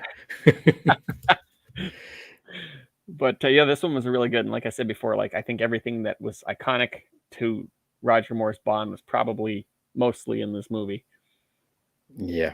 So memorable. Valerie Leon is a small part in it as well. So, I mean, that's we're talking about Hammer girls or Hammer actresses. That's 2 of them in this movie. And we had Madeline Smith in Live and Let Die. So he's also got, even just in the small roles, he's got a terrific selection of Bond girls. But yeah, it's not a perfect movie, but it kind of works with it as well. It also has a kind of a nice kind of feel with the secondary characters once they get to the tanker that's been kidnapping all the submarines, and you've got all the captains and their men there, and they all kind of like have the big battle at the end. It's one of the best of those kind of big battles at the end of a Bond film, because people get to interact with each other and you get to know the other characters just through a couple of wee scenes. So everything feels just good. Right. And then it's got Bond riding a giant ball across the bottom of across the top. You know, right. At one point was just incredibly funny. Oh yeah, he did that in a couple where it's like it was supposed to be very serious and it had his theme going, but you couldn't help but laugh because it is looked so ridiculous. funny. But I think they know. I think they knew. Yeah, it had to have been treating it like an but, action chase scene, and you're going 2 miles an hour. Yeah, but it's just so much fun, and it's yeah, it could be a number 1 if I'd been drinking when I put the list together, but I was completely sober, so it's not my number 1. I think Dr. No for my number 3. A lot of stuff in here happened that set the stage for pretty much everything down the line. When they introduced him playing cards, and a lot of the quotes in here, it's really weird that like a lot of his jokes aren't directly quoted. It's stuff like, you've had your 6, now it's my turn. Like the kind of like cold moments that he had were quoted in here. The very different opening scene, obviously, that with 3 blind mice and and the one bad guy henchman kind of walking around and stuff. Yeah, it's a little bit different, but in some ways it kind of set the stage for those sort of openings that would become tradition. And like I said before, like there was really nothing to call back and wink at. All this stuff was created that worked so well in this movie. They kept on using it throughout the entire franchise. So I thought that deserved a high spot, even though there are better Bond movies. But this one is just like so iconic in everything that it's done, right down to having a villain with a really weird gimmick, like the metal hands and stuff. Yeah. It just really worked out so well that they couldn't help but keep on using this stuff, because it was just became part of the formula. It worked so dang well. This would make a great double bill. I'd pick Dr. No first, watch that first, then watch Spy Who Loved Me. It'd be a lot of absolutely. Fun. Yeah. So cool. Number 2 then. This is almost like some weird alternate universe thing, this one, because you've got look at that. Tomorrow 2 Never apart. Dies at We're number almost 2. always 2 apart. And I get From Russia with Love is number 2. Wow. Yep. I love Tomorrow Never Dies. Russia with Love is good, but I love Tomorrow Never Dies. Like that was the Brosnan movies were the first ones that felt like they were made for me, not my dad. Yeah. In terms of maybe License to Kill a little bit, but I mean again, if you were watching Rambo, you were watching Commando, stuff like that, you were watching License to Kill. But these movies, for like high school or me, clipped along a lot faster. There was a little bit more I guess maybe it's just because it was like the hype surrounding it and it was a little more contemporary, but they left a lasting impression, especially this one. To me, and it's more relevant now than it ever has been. Well, that's how it works. That's why Spy Love Me is, if I've had a wee drink, that'll be my number one. That's the way it works. I'm on life. All right, I'm high on life. I like this movie. I hung up, Wullie. Well, I've already said how much I like Tomorrow Never Dies. I think it doesn't bother me that that's up here at number 2. That's like it wouldn't bother me anyway. But right, I mean, if it was Skyfall, I'd be livid. Yeah, but From Russia with Love is just it's almost like the perfect Bond spy movie. Right. You already talked about all the things that are in it. The fight in the train. Robert Shaw's amazing in it. Yep. Bond's just enough of a snob. Yes, snobbery comes across, and it's brilliant. It's got everything going for it. I'm only going to take this abuse for 10 or 20 more years, and then I'm going to friggin' die on you guys. Show you what you think about that.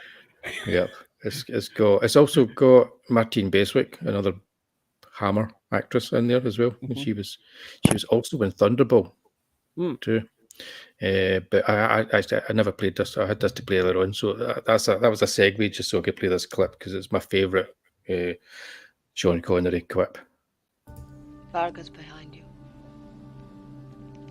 Really? He must have followed us.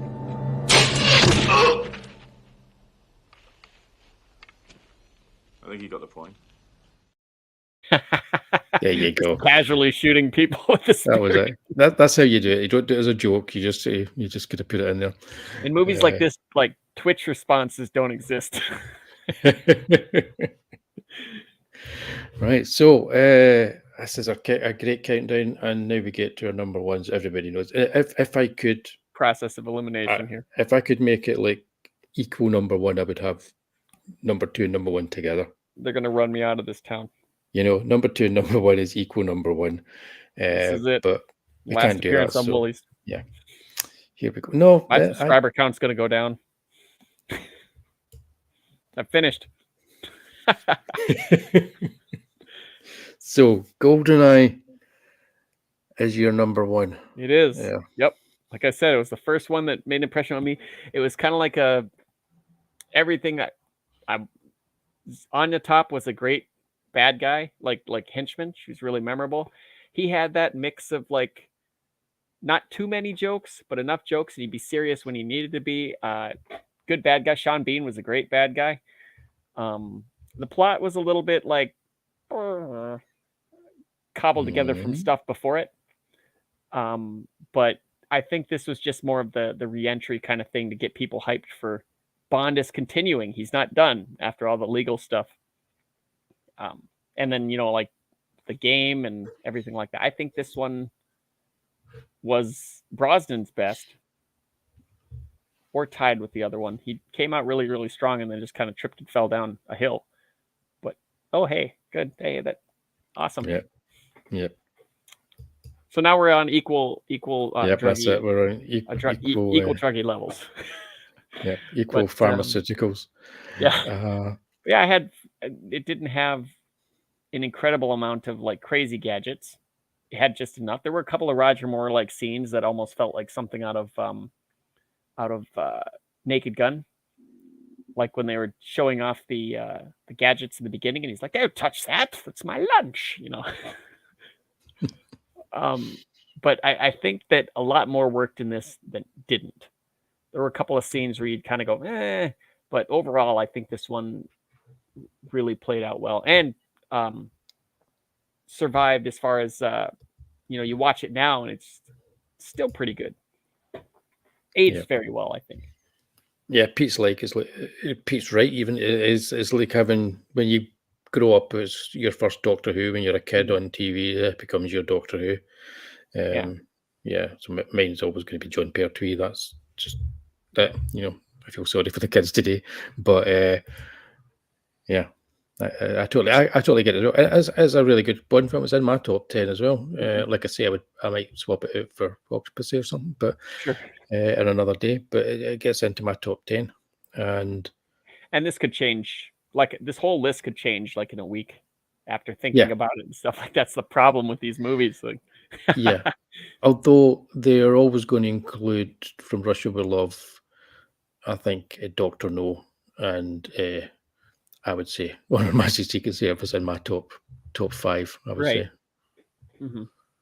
yeah, that's always going to be the case.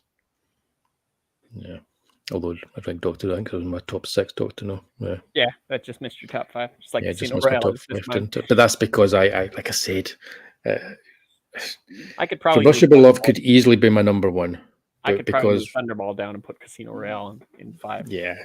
From Russia with Love could easily be my number 1. It always was for years. But the more I watch on Majesty's Secret Service, the more I just genuinely love it.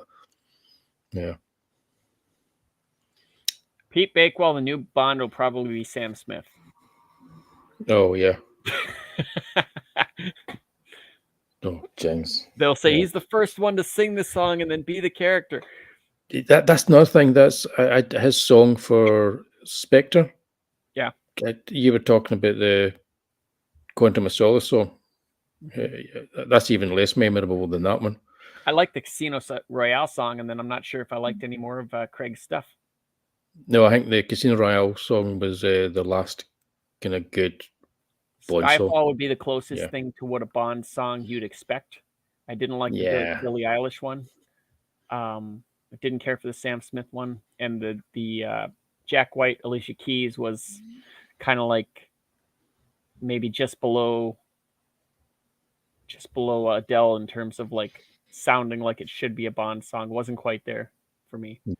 That's kind of, well, join us next month for Wullie and Statto rank the Bond songs. Will number 1 be Goldfinger or Diamonds of Forever? Perhaps it'll be Goldeneye. Goldeneye.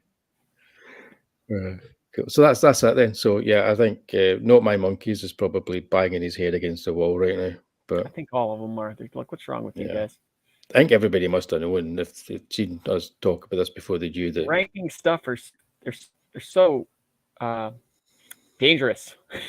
Yeah. But fun, a lot of fun. We need to kind of do this again at some point with an actual, the way we did the previous ranking shows, get some other people on and have a real argument about it. Right. Yeah, because there's bound to be people out there that like Skyfall even more than you do. We'll get best action stars here, and then we'll get Dave in. Still can't believe Skyfall's number 14. That's shocking. Some people rank it as their number 1. Yeah, some people do. I mean, in terms of, I've heard that quite a few times. Like, it's a very liked movie. I thought it was kind of middling myself, especially since I said before, it did everything GoldenEye did, but just not quite as entertaining for me. Yeah. Took itself too dang seriously. I need. Yeah. Yeah. That's it then. We did it. We ranked the Bonds. We did it in 2 hours. Wow. 2 hours. Not bad. 25 movies. That's pretty good. That's pretty good indeed. So anything you want to say then before we there they are. Let's have all there together. Whoa. I'm 100% correct in all my rankings. Yeah. My opinion. Yeah, I'm not sure. Love and some hate in the chat. I'm comfortable. I'm at peace with it. If I was to be brutally honest, I would probably move all the Roger Moore ones up a bit. Yeah. Yeah, and move everybody that came after back a bit just to make more room for them. And that even includes A View to a Kill. We'd probably move it up a bit as well. Yeah. It's just because it's my... See, Roger Moore was never my favorite because I thought they always went too far into the comedy. I think we talked about this before the stream. Yeah. I felt like some of them were almost like a Carry-On Spying or Austin Powers. Austin Powers could have actually worked very well as a Roger Moore movie. Yeah, at times. That didn't bother me, I guess, because I'm watching them as a kid. That's why. But again, the Connery ones are still higher for the most part, you know. So interesting. How about that? That's it. We're done. Like, cheers, Pete. Thanks, everybody. I do have. I knew when I did this it was going to happen. I decided that I would put up what we were going to be doing in upcoming streams. So I thought we will have the kind of like a stream every fortnight and do something. So in a fortnight, we're supposed to be meeting up here to do the full moon movies kind of ranking with Lucifer. And then it's just I've got something that week, and so I'm not going to be able to stream, so I'll have to change the date for that. So, but the next time you see us, we will be talking about finally talking about the full moon movies. So you, me, and Lucifer Storm will be ranking Puppet Masters and Trancers and the like. Right. Should be fun. I appreciate and then after that, they're all low budget, so you can't really say one looks better than the other. Yeah, no, well, I don't know. Have you seen some of the recent stuff? We're talking classics. Are we talking all of them? No, but we're going to do classics. I'm going to be very selective. Like I might throw a few show. of I might throw a few of the modern ones in there just so we can show some of their trailers or something and have a laugh. Right. Oh, I have indeed. Okay. Is it on Tubi? That's what I want to know. I don't think it's on Tubi yet, but yeah, I heard about that. I was shocked they got the same guy back, which is fine because he always sounded like. Anyways, he could be 70 years old and pull that part off. Ah, right. Okay, cool. But anyway, so that is what we're going to be doing next, and then we're going to be doing a show where the three of us are going to watch Night of the Living Dead. So join us for that and watch Night of the Living Dead. So this is almost about the length of an average Bond movie, but with less sex and violence. So thanks, Statto. Thank God. Cheers, everybody. We shall see you in a few weeks' time, and we'll leave you with one of the best endings to one of the best Bonds. Good night, everybody. Good night. Right. Okay. Right. Okay. Dr. Goodhead reported their position 20 minutes ago. They're just coming into range of our tracking ship in the Pacific Ocean. We should have audio-visual within a few minutes from the remote onboard TV monitors. Houston calling Dr. Goodhead. Houston calling. Confirm your position.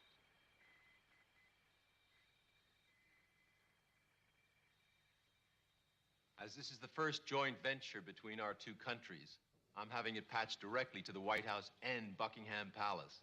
Well, I'm sure Her Majesty will be fascinated. We have audiovisual. Ah, at last.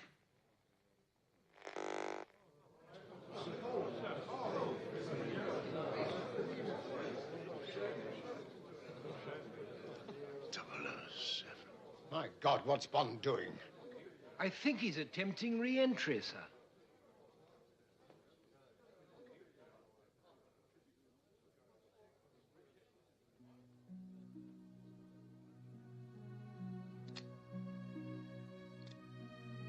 James, I think it may be time to go home. take me around the world one more time.